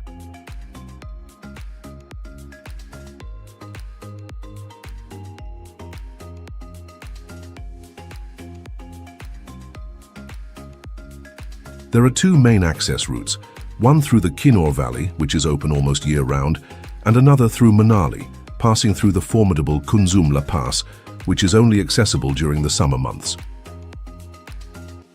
No matter which path you take, the view is absolutely breathtaking. Upon entering Spiti, the first thing you notice is the vast emptiness.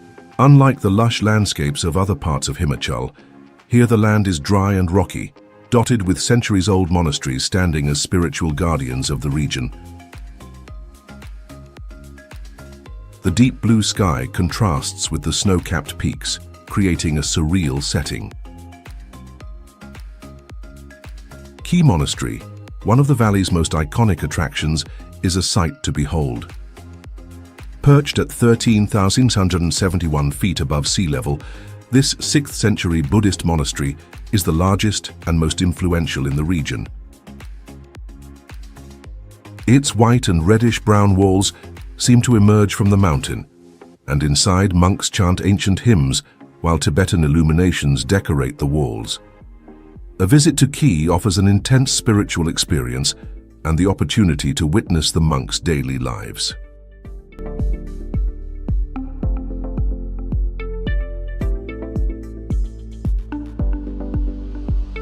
Continuing the journey, you arrive at Kasa, the administrative capital of the valley. Small yet vibrant, this town is a gathering point for travelers and explorers. Here you can find simple accommodations, cozy cafes and local markets where artisans sell Tibetan tapestries and silver jewelry. Kasa also serves as a base for exploring other fascinating attractions in the region.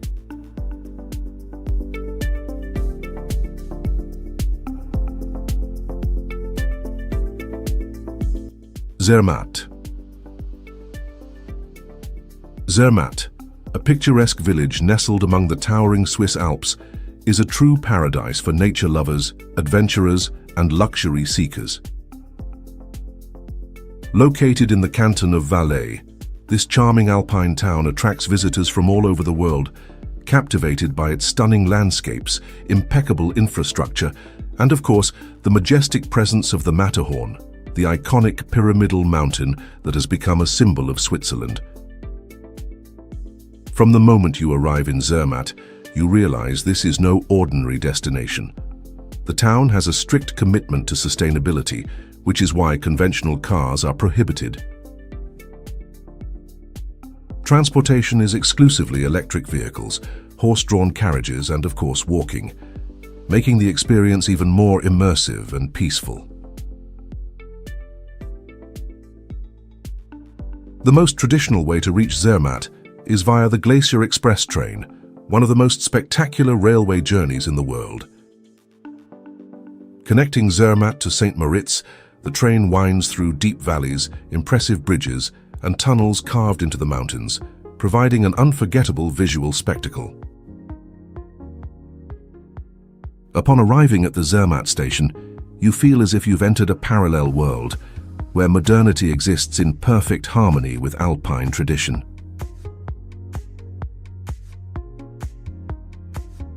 Walking through the center of Zermatt, visitors find cobblestone streets, wooden chalets adorned with vibrant flowers, and a multitude of shops, restaurants, and luxury hotels.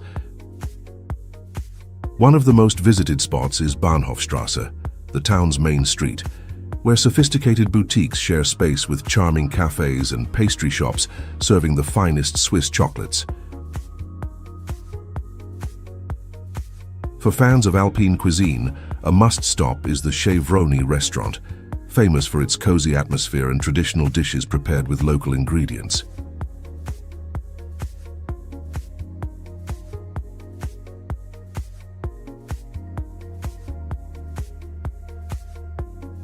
But it's impossible to talk about Zermatt without highlighting its greatest treasure, the Matterhorn. Standing at 14,692 feet, this mountain has a history full of challenges and achievements. The first successful ascent occurred in 1865, when British mountaineer Edward Whymper and his team finally reached the summit. Unfortunately, the descent was not as glorious. 4 members of the team lost their lives, making this climb a tragic milestone in mountaineering history. Today, the Matterhorn continues to challenge adventurers from around the world, but only the most experienced dare to tackle its steep ice and rock faces.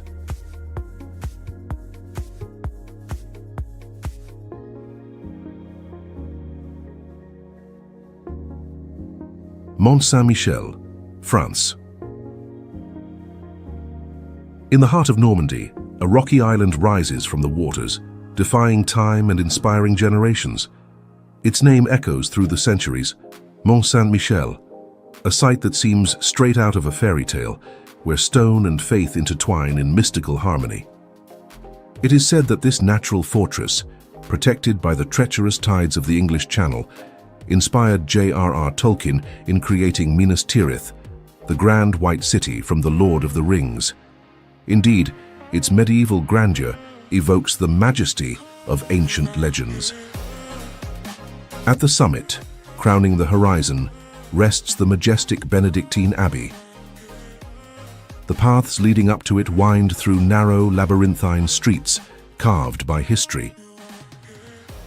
A refuge for pilgrims, a stronghold of kings, a jewel that defies the centuries.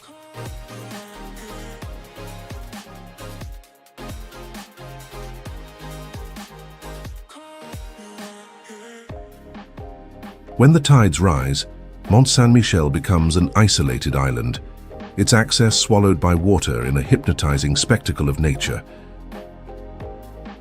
The sea advances swiftly, like an invisible army, making the island virtually impregnable throughout history. The ocean itself was its wall, an unwavering guardian.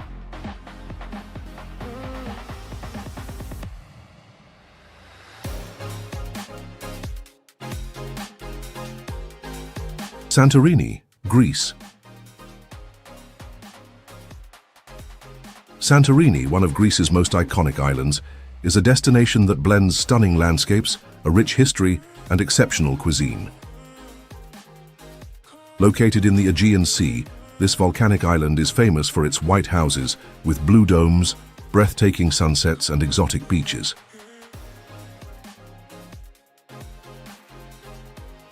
Its history begins about 3,600 years ago, when one of the largest volcanic eruptions in history destroyed much of the island. This devastating event may have inspired the legend of Atlantis as described by Plato.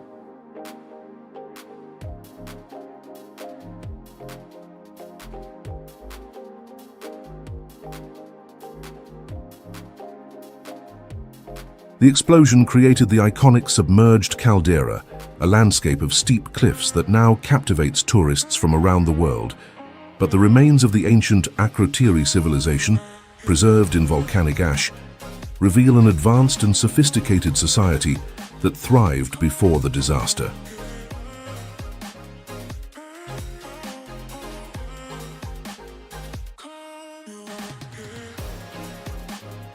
Machu Picchu, Peru. Machu Picchu, the majestic lost city of the Incas, is situated at approximately 7,170 feet above sea level atop a mountain in the Andes Mountains of Peru. This archaeological site, one of the greatest treasures of Inca civilization, continues to fascinate historians, archaeologists, and tourists from all over the world. Its construction, shrouded in mysteries, reveals the impressive ingenuity of the Incas and their deep connection with nature. The city, carefully planned, has withstood time and natural phenomena, standing as a testament to the splendor of this ancient civilization. Machu Picchu is considered one of the 7 wonders of the modern world and a UNESCO World Heritage Site, making it one of the most iconic destinations on the planet.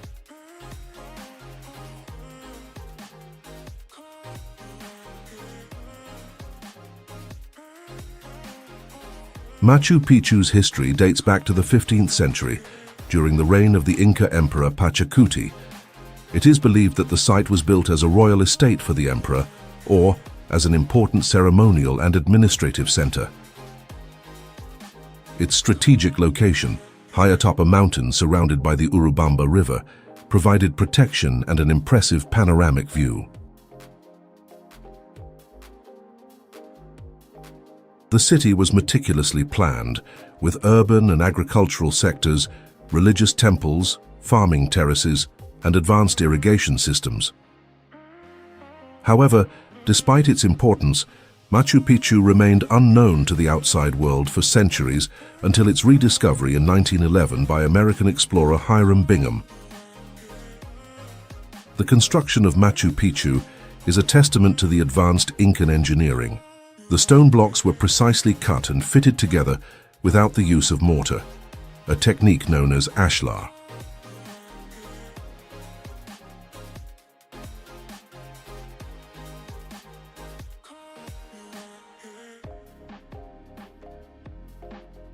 This method allowed the structures to withstand earthquakes and harsh weather conditions. Machu Picchu's drainage and irrigation system is one of the most sophisticated ever built, ensuring a steady supply of drinking water and protecting the buildings from erosion and landslides. Additionally, the agricultural terraces not only maximized the available space for crops, but also stabilized the soil and prevented collapses. Upon entering Machu Picchu, visitors encounter a complex of buildings organized into distinct sectors. In the religious sector, highlights include the Temple of the Sun, one of the most sacred structures in the site, and the Intihuatana, a ceremonial stone that served as a solar clock to mark solstices and equinoxes.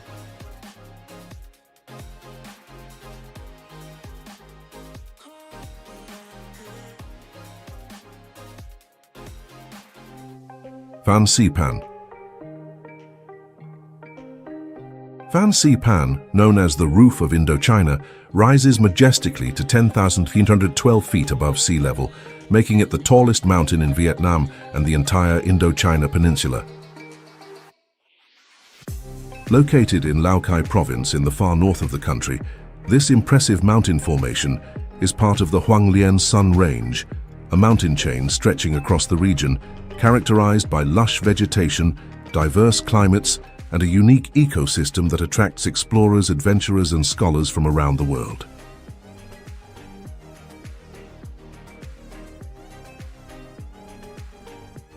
Fansipan is part of Huanglian National Park, a protected area due to its rich biodiversity, where rare species of flora and fauna coexist in a humid tropical forest environment. With an ecosystem ranging from dense tropical forests to alpine regions with temperatures that can drop below freezing, the mountain serves as a natural laboratory for scientists and researchers interested in studying the influence of altitude on plant and animal life.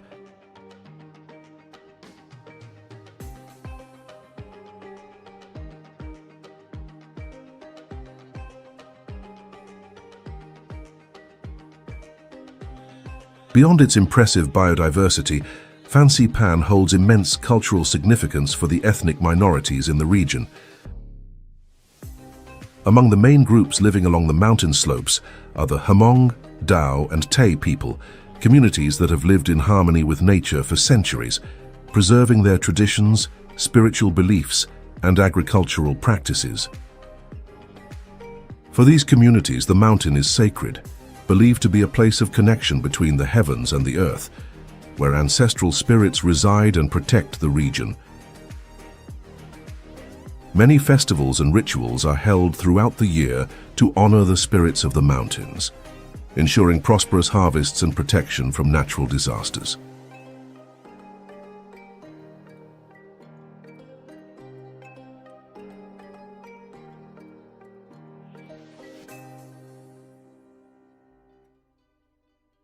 Historically, Fansi Pan also attracted interest from French colonizers, who, in the late 19th and early 20th centuries, explored the region and established Sapa as a mountain retreat for Europeans seeking relief from the intense heat of lower altitudes. Today, Sapa is one of Vietnam's top tourist destinations, serving as a base for adventurers looking to conquer the mountain's summit. Over the years, tourism infrastructure has developed significantly, offering lodging, dining and transportation options for those eager to experience the unique adventure of exploring Fansi Pan.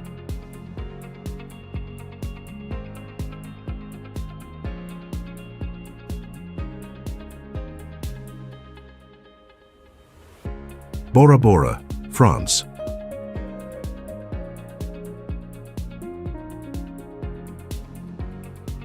The very name Bora Bora evokes images of crystal-clear waters, white sand beaches and a paradise landscape that seems straight out of a dream. Located in the Pacific Ocean, the island is part of French Polynesia and lies approximately 143 miles northwest of Tahiti. A luxury destination synonymous with romance and exclusivity, Bora Bora is one of the most sought-after places by travelers from around the world. However, beyond its glamour and breathtaking scenery, this island harbors a rich history, ancient traditions, and unique biodiversity. Bora Bora's origins trace back to ancient times, when the first Polynesians arrived around the 4th century. The island was originally called Pora Pora, meaning firstborn, referencing a legend that placed it as the first island created by the gods. Over time, and with the arrival of Europeans, the name evolved into Bora Bora.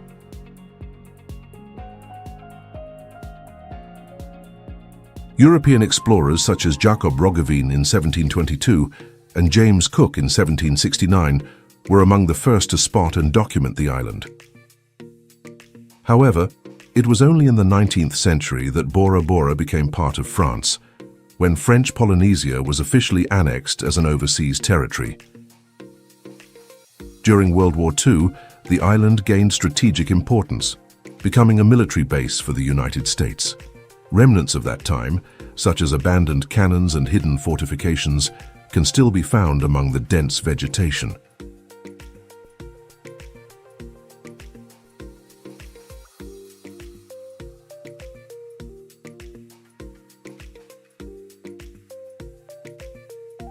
Bora Bora is a volcanic atoll surrounded by a coral reef barrier, forming a lagoon with stunning shades of turquoise blue and emerald green.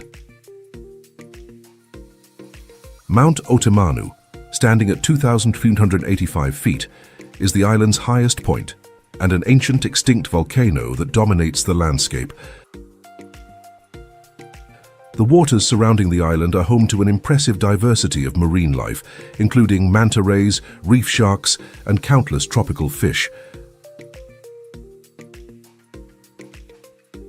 Tourism is Bora Bora's primary economic activity.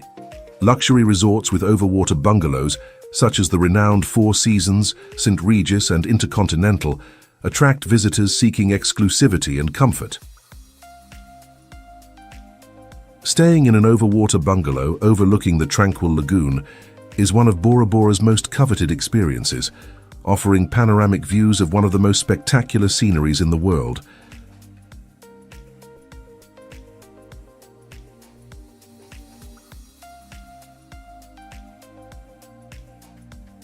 Berchtesgaden National Park. The majesty of the Bavarian Alps reveals one of its best-kept secrets in southern Germany, Berchtesgaden National Park. Established in 1978, this natural paradise spans approximately 81 square miles, making it Germany's only alpine national park, located in Bavaria near the Austrian border. The park is home to extraordinary biodiversity, breathtaking landscapes, and a rich history that spans centuries. Its towering mountains, glacier-carved valleys, and crystal-clear lakes offer some of the most spectacular scenery in Europe, attracting visitors from all over the world.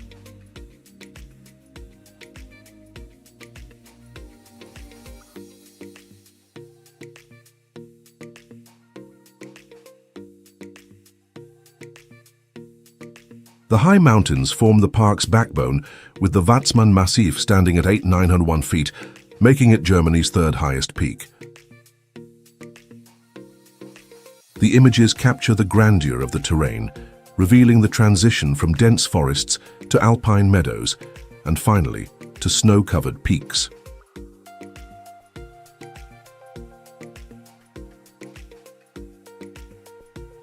The region where Berchtesgaden National Park now stands has been inhabited for thousands of years. In ancient times, the Celts and later the Bavarians settled in these valleys using the landscape for cattle farming and salt extraction, an activity that dates back to the medieval period. Salt, known as white gold, fueled the local economy and attracted the attention of European nobility. During the 19th century, the area's natural beauty caught the eye of the aristocracy, and Berchtesgaden became a popular destination for romantic painters, writers, and mountaineers.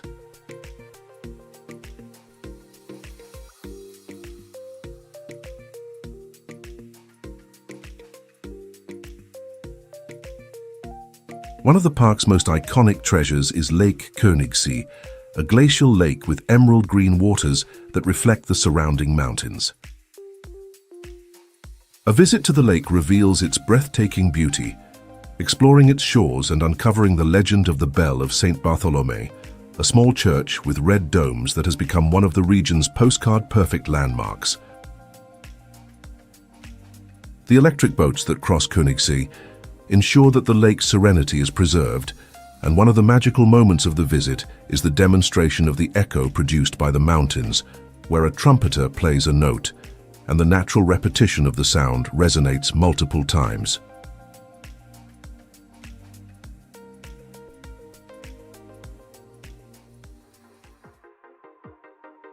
Meteora, Greece. In the remote region of Thessaly, in the heart of mainland Greece, stands one of the most dramatic landscapes on Earth. Massive rock formations that seem to defy gravity. These towering stone pillars, rising hundreds of feet above the ground, are known as Meteora, a name that literally means suspended in the air. And there is no more fitting name to describe this natural wonder. The story of Meteora begins millions of years ago, long before human presence. It is believed that these rock formations were shaped by the action of water and wind over approximately 60 million years. During the Tertiary period, the entire region was submerged under a vast river delta. Erosion combined with seismic activity and geological transformations sculpted these stone giants, creating caves and crevices that would later serve as refuges for hermits and monks. Over the ages, the riverbed receded, and the sediments formed layers of sandstone and conglomerate, resulting in the imposing rock pillars we see today.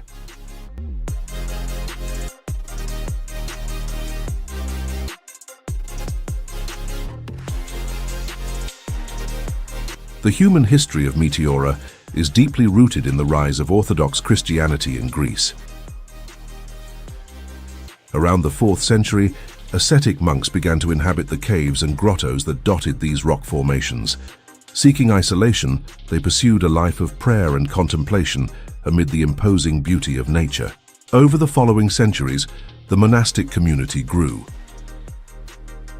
and the need for greater protection against invasions led to the construction of the first monasteries atop the cliffs.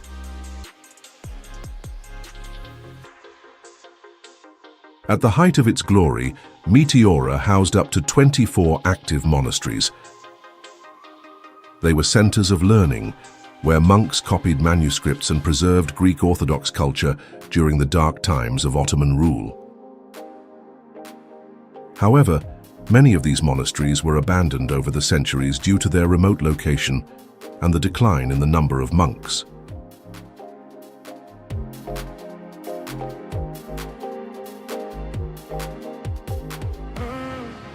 Saint-Bertrand-de-Comminges, France. At the foot of the majestic Pyrenees, where mountains touch the sky and valleys whisper ancient tales, lies the picturesque commune of Saint-Bertrand. This hidden gem of southwestern France, located in the Haute-Garonne department in the Occitanie region, is a living testament to the rich tapestry of history, culture, and nature that defines this part of France.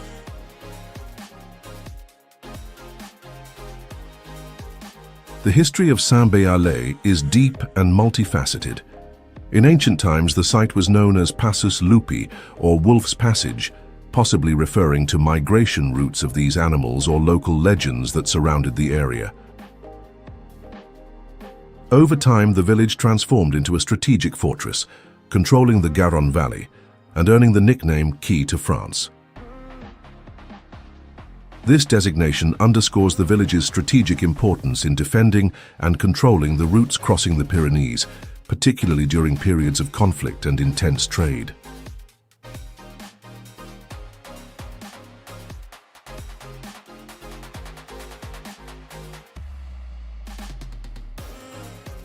At the heart of the village stands the imposing Château de Saint-Bertrand, a 12th century fortress that has stood as a silent sentinel for centuries. Built by local lords, the castle was later expanded by King Henry IV, reflecting its continued significance in the political and military dynamics of the region. Featuring a keep tower that rises over the village and a chapel added in the 19th century, the castle offers panoramic views of the Garonne Valley and the surrounding mountains, inviting visitors on a journey through time and landscape.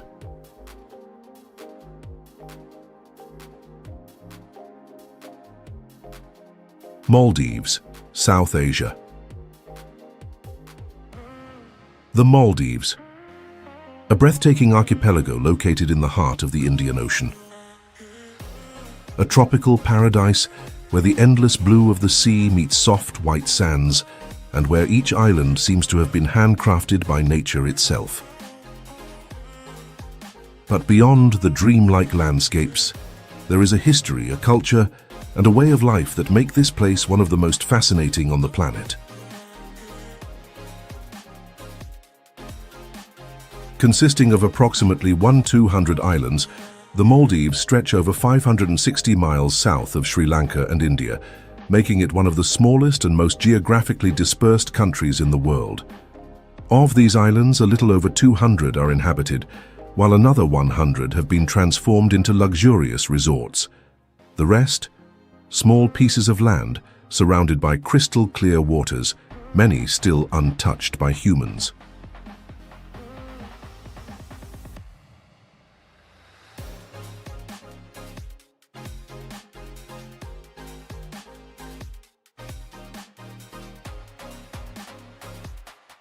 The unique geography of the Maldives is due to its coral formation. These islands are actually the submerged peaks of volcanic mountains that emerged millions of years ago. Over time, colonies of coral grew around these submerged mountains, forming the atolls that now host one of the richest marine biodiversities on the planet.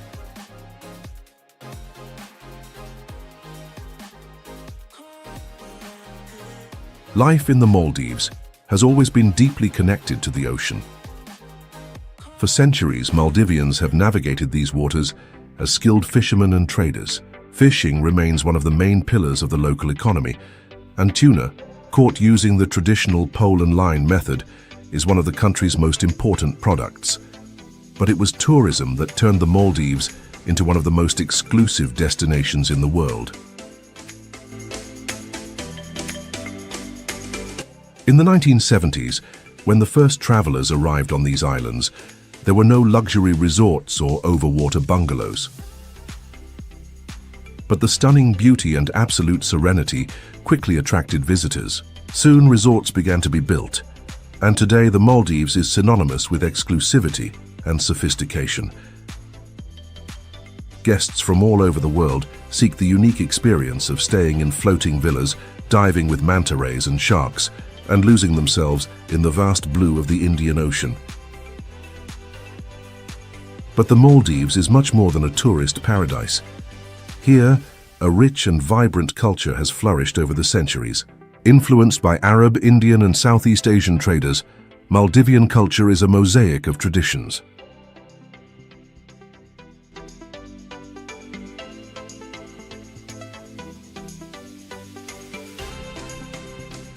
However, the Maldives faces a major challenge. As the lowest lying country in the world, with an average elevation of just 3 feet above sea level, the archipelago is on the front lines of climate change. Rising ocean levels threaten to swallow its islands in the coming centuries.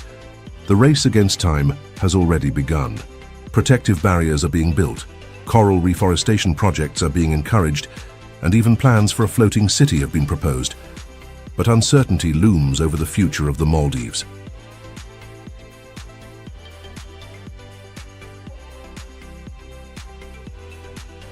Swiss Alps.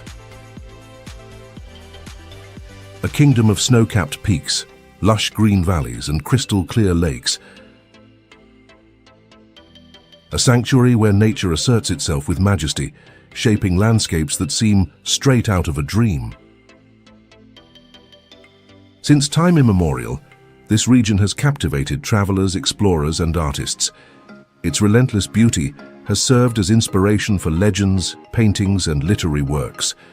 But the Swiss Alps are much more than just a landscape. They are a living mosaic of human stories, ancient cultures, and an unbreakable bond between man and the mountains.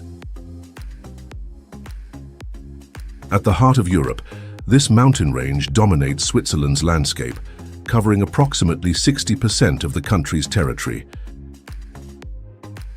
Its iconic mountains, such as the Matterhorn, Jungfrau, and Eiger, rise like eternal sentinels, defying time and the elements. The grandeur of the Matterhorn, with its imposing pyramidal shape, has inspired everyone from early mountaineers to the creators of the famous Toblerone logo. The first ascent of this mountain, accomplished in 1865, was both heroic and tragic. 4 of the 7 climbers who reached the summit perished on the descent, reminding us of the uncontrollable power of the alpine wilderness.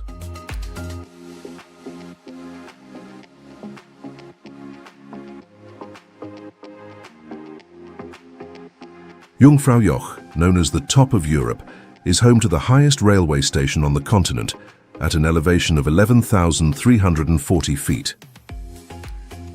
The journey to this point, taken on a train that winds through tunnels carved into the rock, is one of the most spectacular in the world.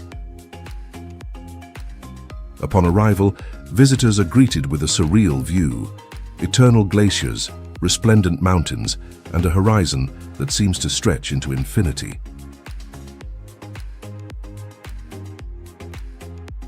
In the summer, the Alps reveal another side of their beauty. The once snow-covered slopes burst into a sea of wildflowers, creating a colorful spectacle that enchants travelers. Winding trails lead to hidden lakes, breathtaking waterfalls, and scenic overlooks that offer panoramic views of stunning landscapes.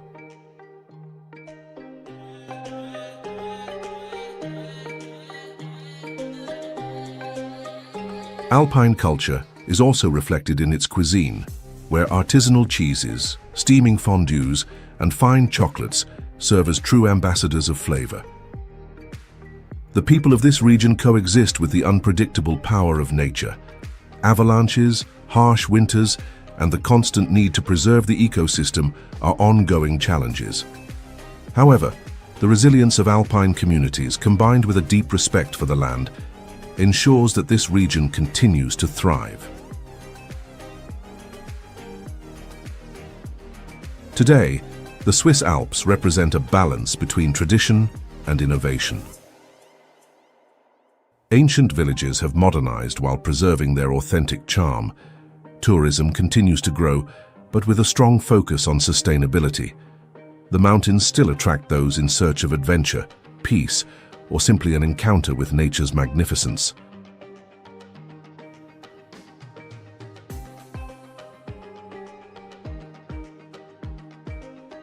Caucasus, Georgia.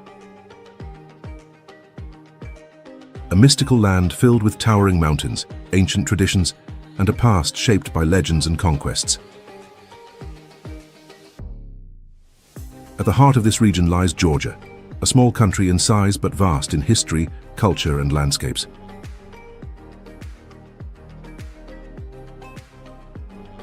Georgia is a land of contrasts.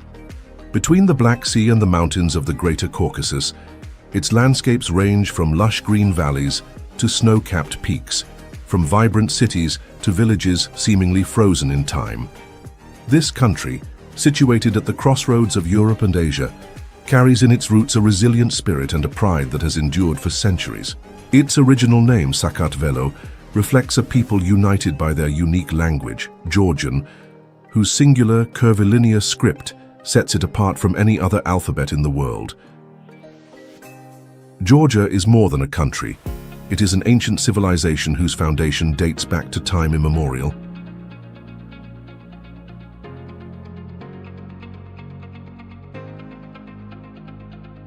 The history of Georgia is a tale of resilience and rebirth.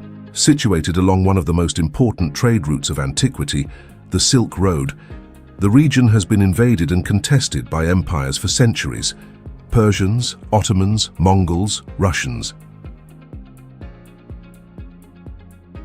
Yet, despite all adversities, the Georgian identity was never lost. On the contrary, it grew stronger. The capital, Tbilisi, reflects this spirit. Founded in the 5th century, its streets are a true cultural mosaic. Medieval Orthodox churches, mosques, and synagogues stand side by side, bearing witness to a past shaped by both encounters and conflicts. At the top of a hill, the Narikala fortress watches over the city, while the Kura River winds through historic neighborhoods and modern buildings.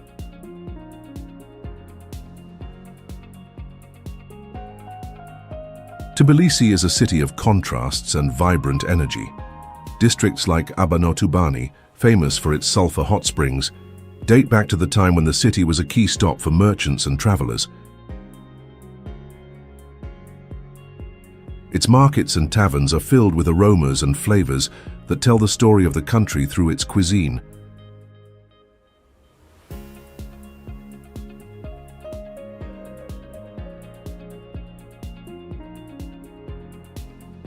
Hawaii, United States.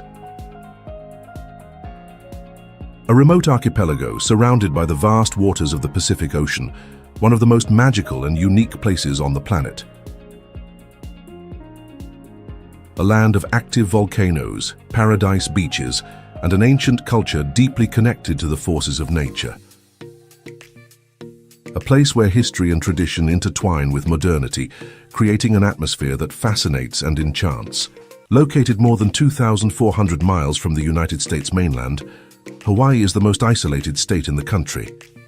Comprising 8 main islands and numerous smaller islets, this volcanic archipelago emerged from the ocean over millions of years, shaped by the relentless eruptions of its volcanoes. The largest island, known as the Big Island, is home to Mauna Loa and Kilauea, 2 of the most active volcanoes in the world. Their slow-moving lava flows that reach the ocean are a breathtaking spectacle, a constant reminder of the geological power that shapes this region.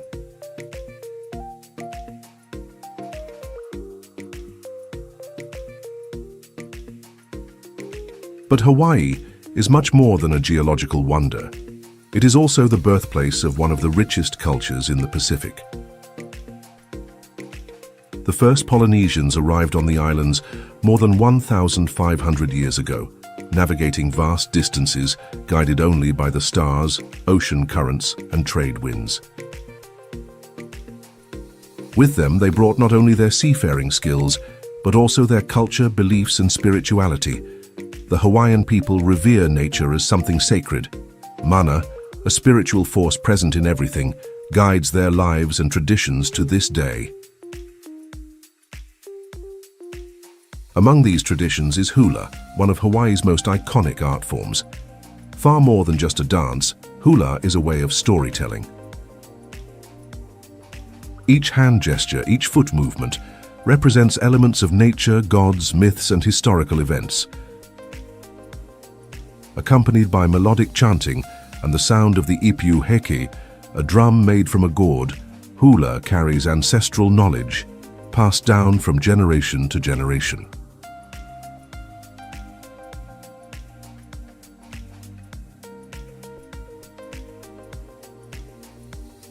Hawaiian culture is also reflected in its language. Hawaiian, one of the state's official languages, was nearly lost during the period of colonization and American rule, but today it is experiencing a revival. Hawaiian immersion schools have helped preserve this heritage, ensuring that future generations continue to communicate in the language of their ancestors. Over the centuries, Hawaii has undergone profound transformations.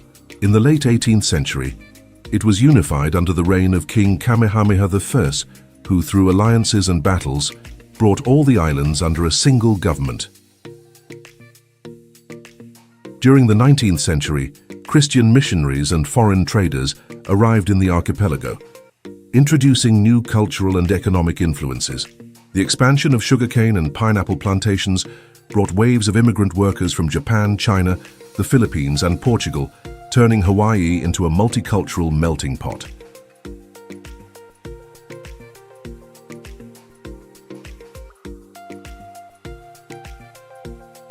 Faroe Islands, Denmark.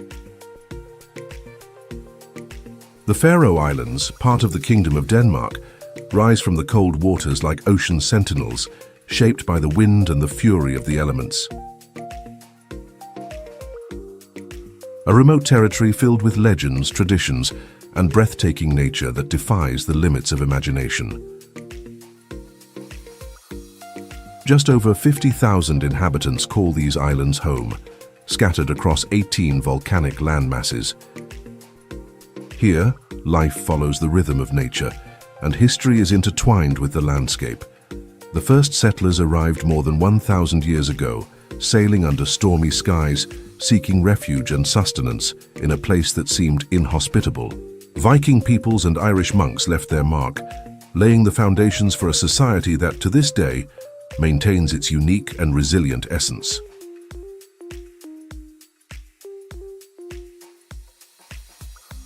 The climate is temperamental, marked by strong winds, constant rain, and dense fog that shrouds the mountains like a mystical veil. The sun appears as a rare gift, illuminating the steep cliffs and deep fjords that carve the coastline. In these rugged lands, low vegetation covers the hills like an emerald green mantle, where flocks of sheep graze freely, indifferent to the ever-changing weather. It is these sheep, in fact, that gave the islands their name, Føroyar, or Sheep Islands, in Old Norse.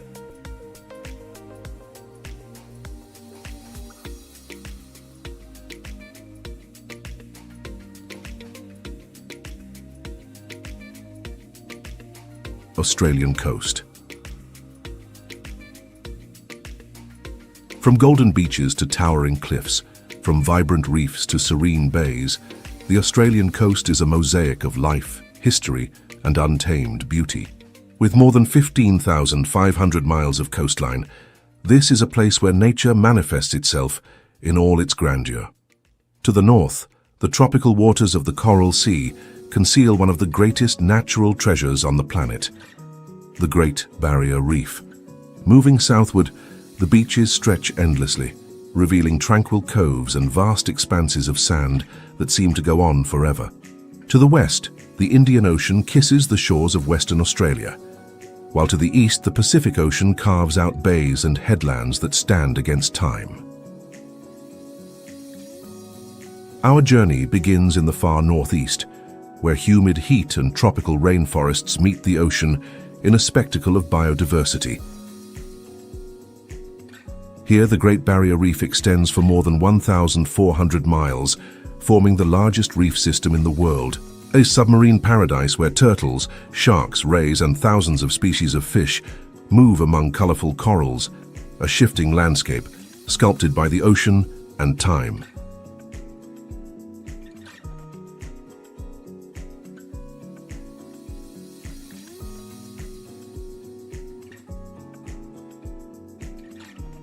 Its crystal-clear waters invite explorers and scientists to dive into a world that still holds many secrets. But this delicate ecosystem is also under threat. Global warming and human activity are disrupting the balance of this underwater kingdom, endangering the life that has flourished here for millions of years. Heading south along the Queensland coast, we pass through cities like Cairns and Brisbane, which serve as gateways to a coastline where surfers and beachgoers share the waters with dolphins and migrating whales. Gold Coast, Australia. In Gold Coast, skyscrapers rise along the shoreline, contrasting with the untouched nature that hides just beyond the bustling beaches.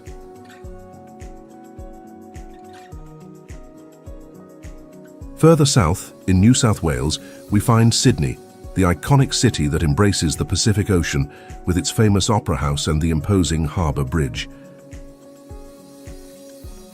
Its beaches, such as Bondi and Manly, are known worldwide, but just a few miles away, you can find secluded bays and cliffs that reveal Australia's wild side.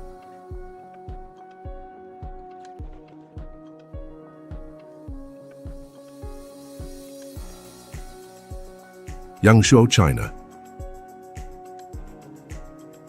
Yangshuo, a small paradise in the heart of southern China, seems to have been delicately sculpted by the gods of nature. Towering karst mountains rise like imposing sentinels, their silhouettes reflected in the tranquil waters of the Li River. This is a place where time slows down, and the landscape unfolds like a traditional Chinese painting, where each brushstroke reveals a mystery, a legend, an ancestral secret. In the early morning light, a soft mist hovers over the rugged peaks as fishermen prepare their bamboo rafts. They follow an ancient tradition, fishing with cormorants. With lanterns illuminating the dark waters, the birds dive skillfully, capturing fish before obediently returning to their owners. This silent dance between man and bird has played out for centuries, a living testament to the harmony between humans and nature.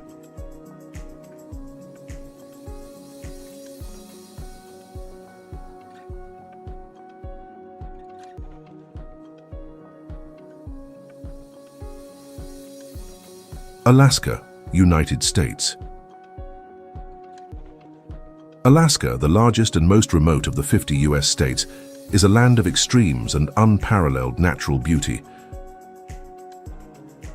With its vast snow-covered mountains, towering glaciers, dense forests, and diverse wildlife, this region stands out as one of the last great wilderness frontiers on the planet. Located in the far northwest of North America, Alaska borders Canada and is separated from Russia only by the Bering Strait.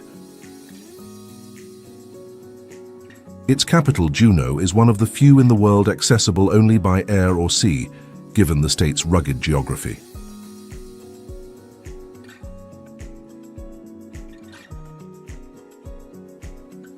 Originally inhabited by indigenous peoples such as the Inuit, Aleuts, Tlingit, and Athabaskan, Alaska has a rich and complex history. These peoples survived for millennia in a harsh environment, developing advanced techniques for hunting, fishing, and food preservation. In the 18th century, Russian explorers were the first Europeans to make contact with the region, exploiting its natural riches, especially sea otter hunting, as their pelts were highly valuable in international trade.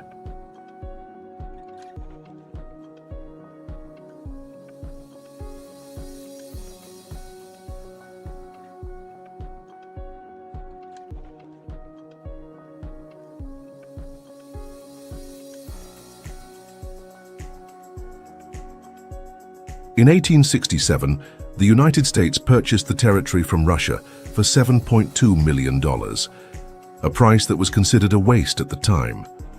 However, the discovery of gold in the late 19th century and later oil in the 20th century transformed Alaska into a place of great economic significance.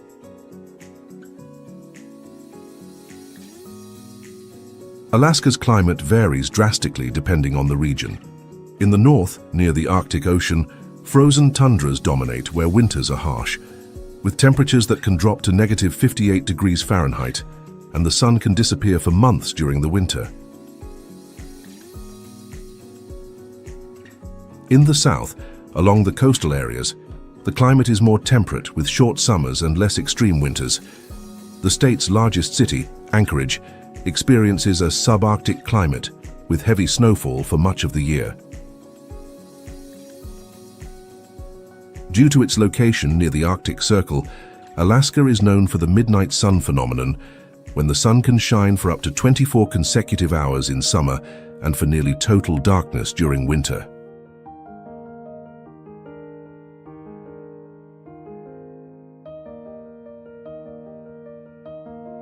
Tara River, Montenegro. The Tara River, a jewel sculpted by time and nature, cuts through the heart of the Balkans like a blue blade of crystal-clear waters. Along its winding journey, it passes through towering gorges, untouched forests, and valleys where wildlife thrives as if untouched by human presence. In its relentless flow, the Tara not only carves Montenegro's landscape, but also tells the story of a world shaped by water and time.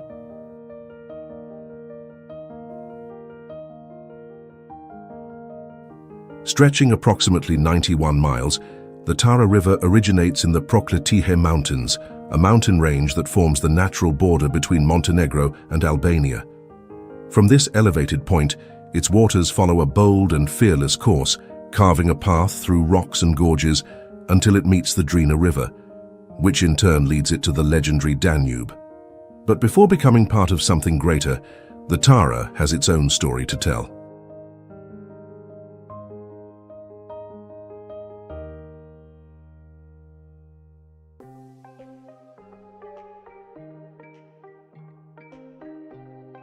The Tara River Canyon, often compared to the Grand Canyon in the United States, is one of the most impressive natural wonders in Europe.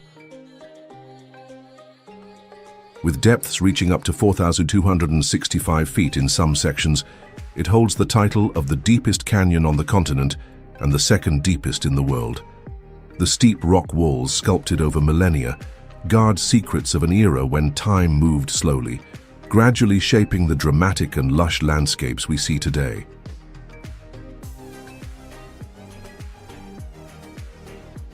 A UNESCO-protected natural heritage site, the Tara River Canyon is part of Dermota National Park, a vast expanse of untamed nature where biodiversity thrives impressively. Among the dense forests and riverbanks, brown bears, wolves, otters, and a vast array of bird species call this place home. The waters of the Tara River are so pure that, in many sections, they can be consumed directly from the riverbed, a testament to its pristine preservation.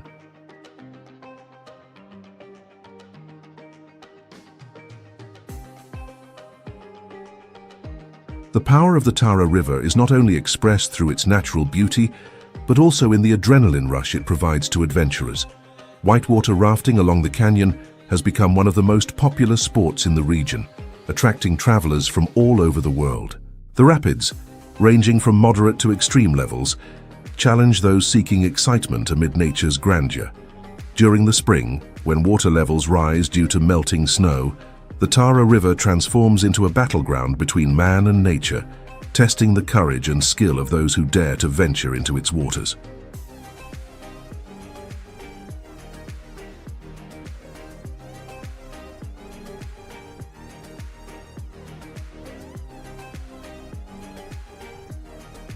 Northern Vietnam. A region of untamed beauty, shaped by the force of nature and the resilience of its people. From Hanoi to the distant lands of Ha Giang, from the tranquil waters of Ha Long Bay to the rolling hills of Sapa, every landscape tells a story, every city pulses with life, and every village keeps an ancient culture alive.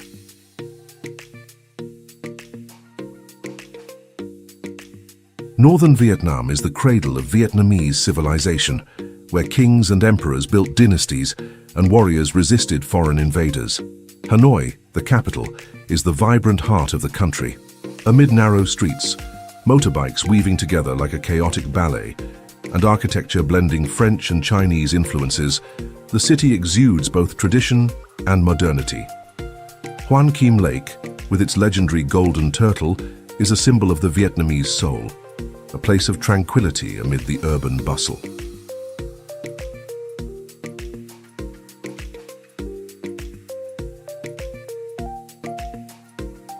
But beyond the capital's walls, another Vietnam unfolds. The winding road leads north, where mountains embrace the sky and rice fields stretch in terraces, meticulously carved by generations of farmers. Sapa is a refuge in the highlands, a mosaic of ethnic groups who preserve their customs despite growing modernization. The Hmong, Red Dao and Tay people live in villages where time seems to move at a different pace, governed by the agricultural cycle and the rhythmic beats of shamanic drums.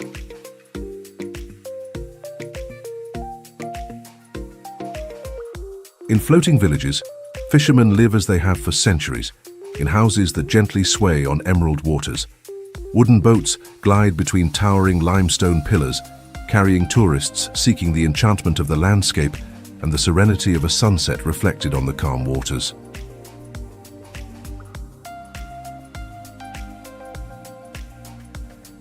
Even farther north, Ha Giang unveils one of Vietnam's most dramatic landscapes. Here roads zigzag through massive gorges, where rivers carve deep canyons and mountains rise like natural fortresses. Buckwheat fields bloom in shades of pink, covering the slopes with an ethereal blanket.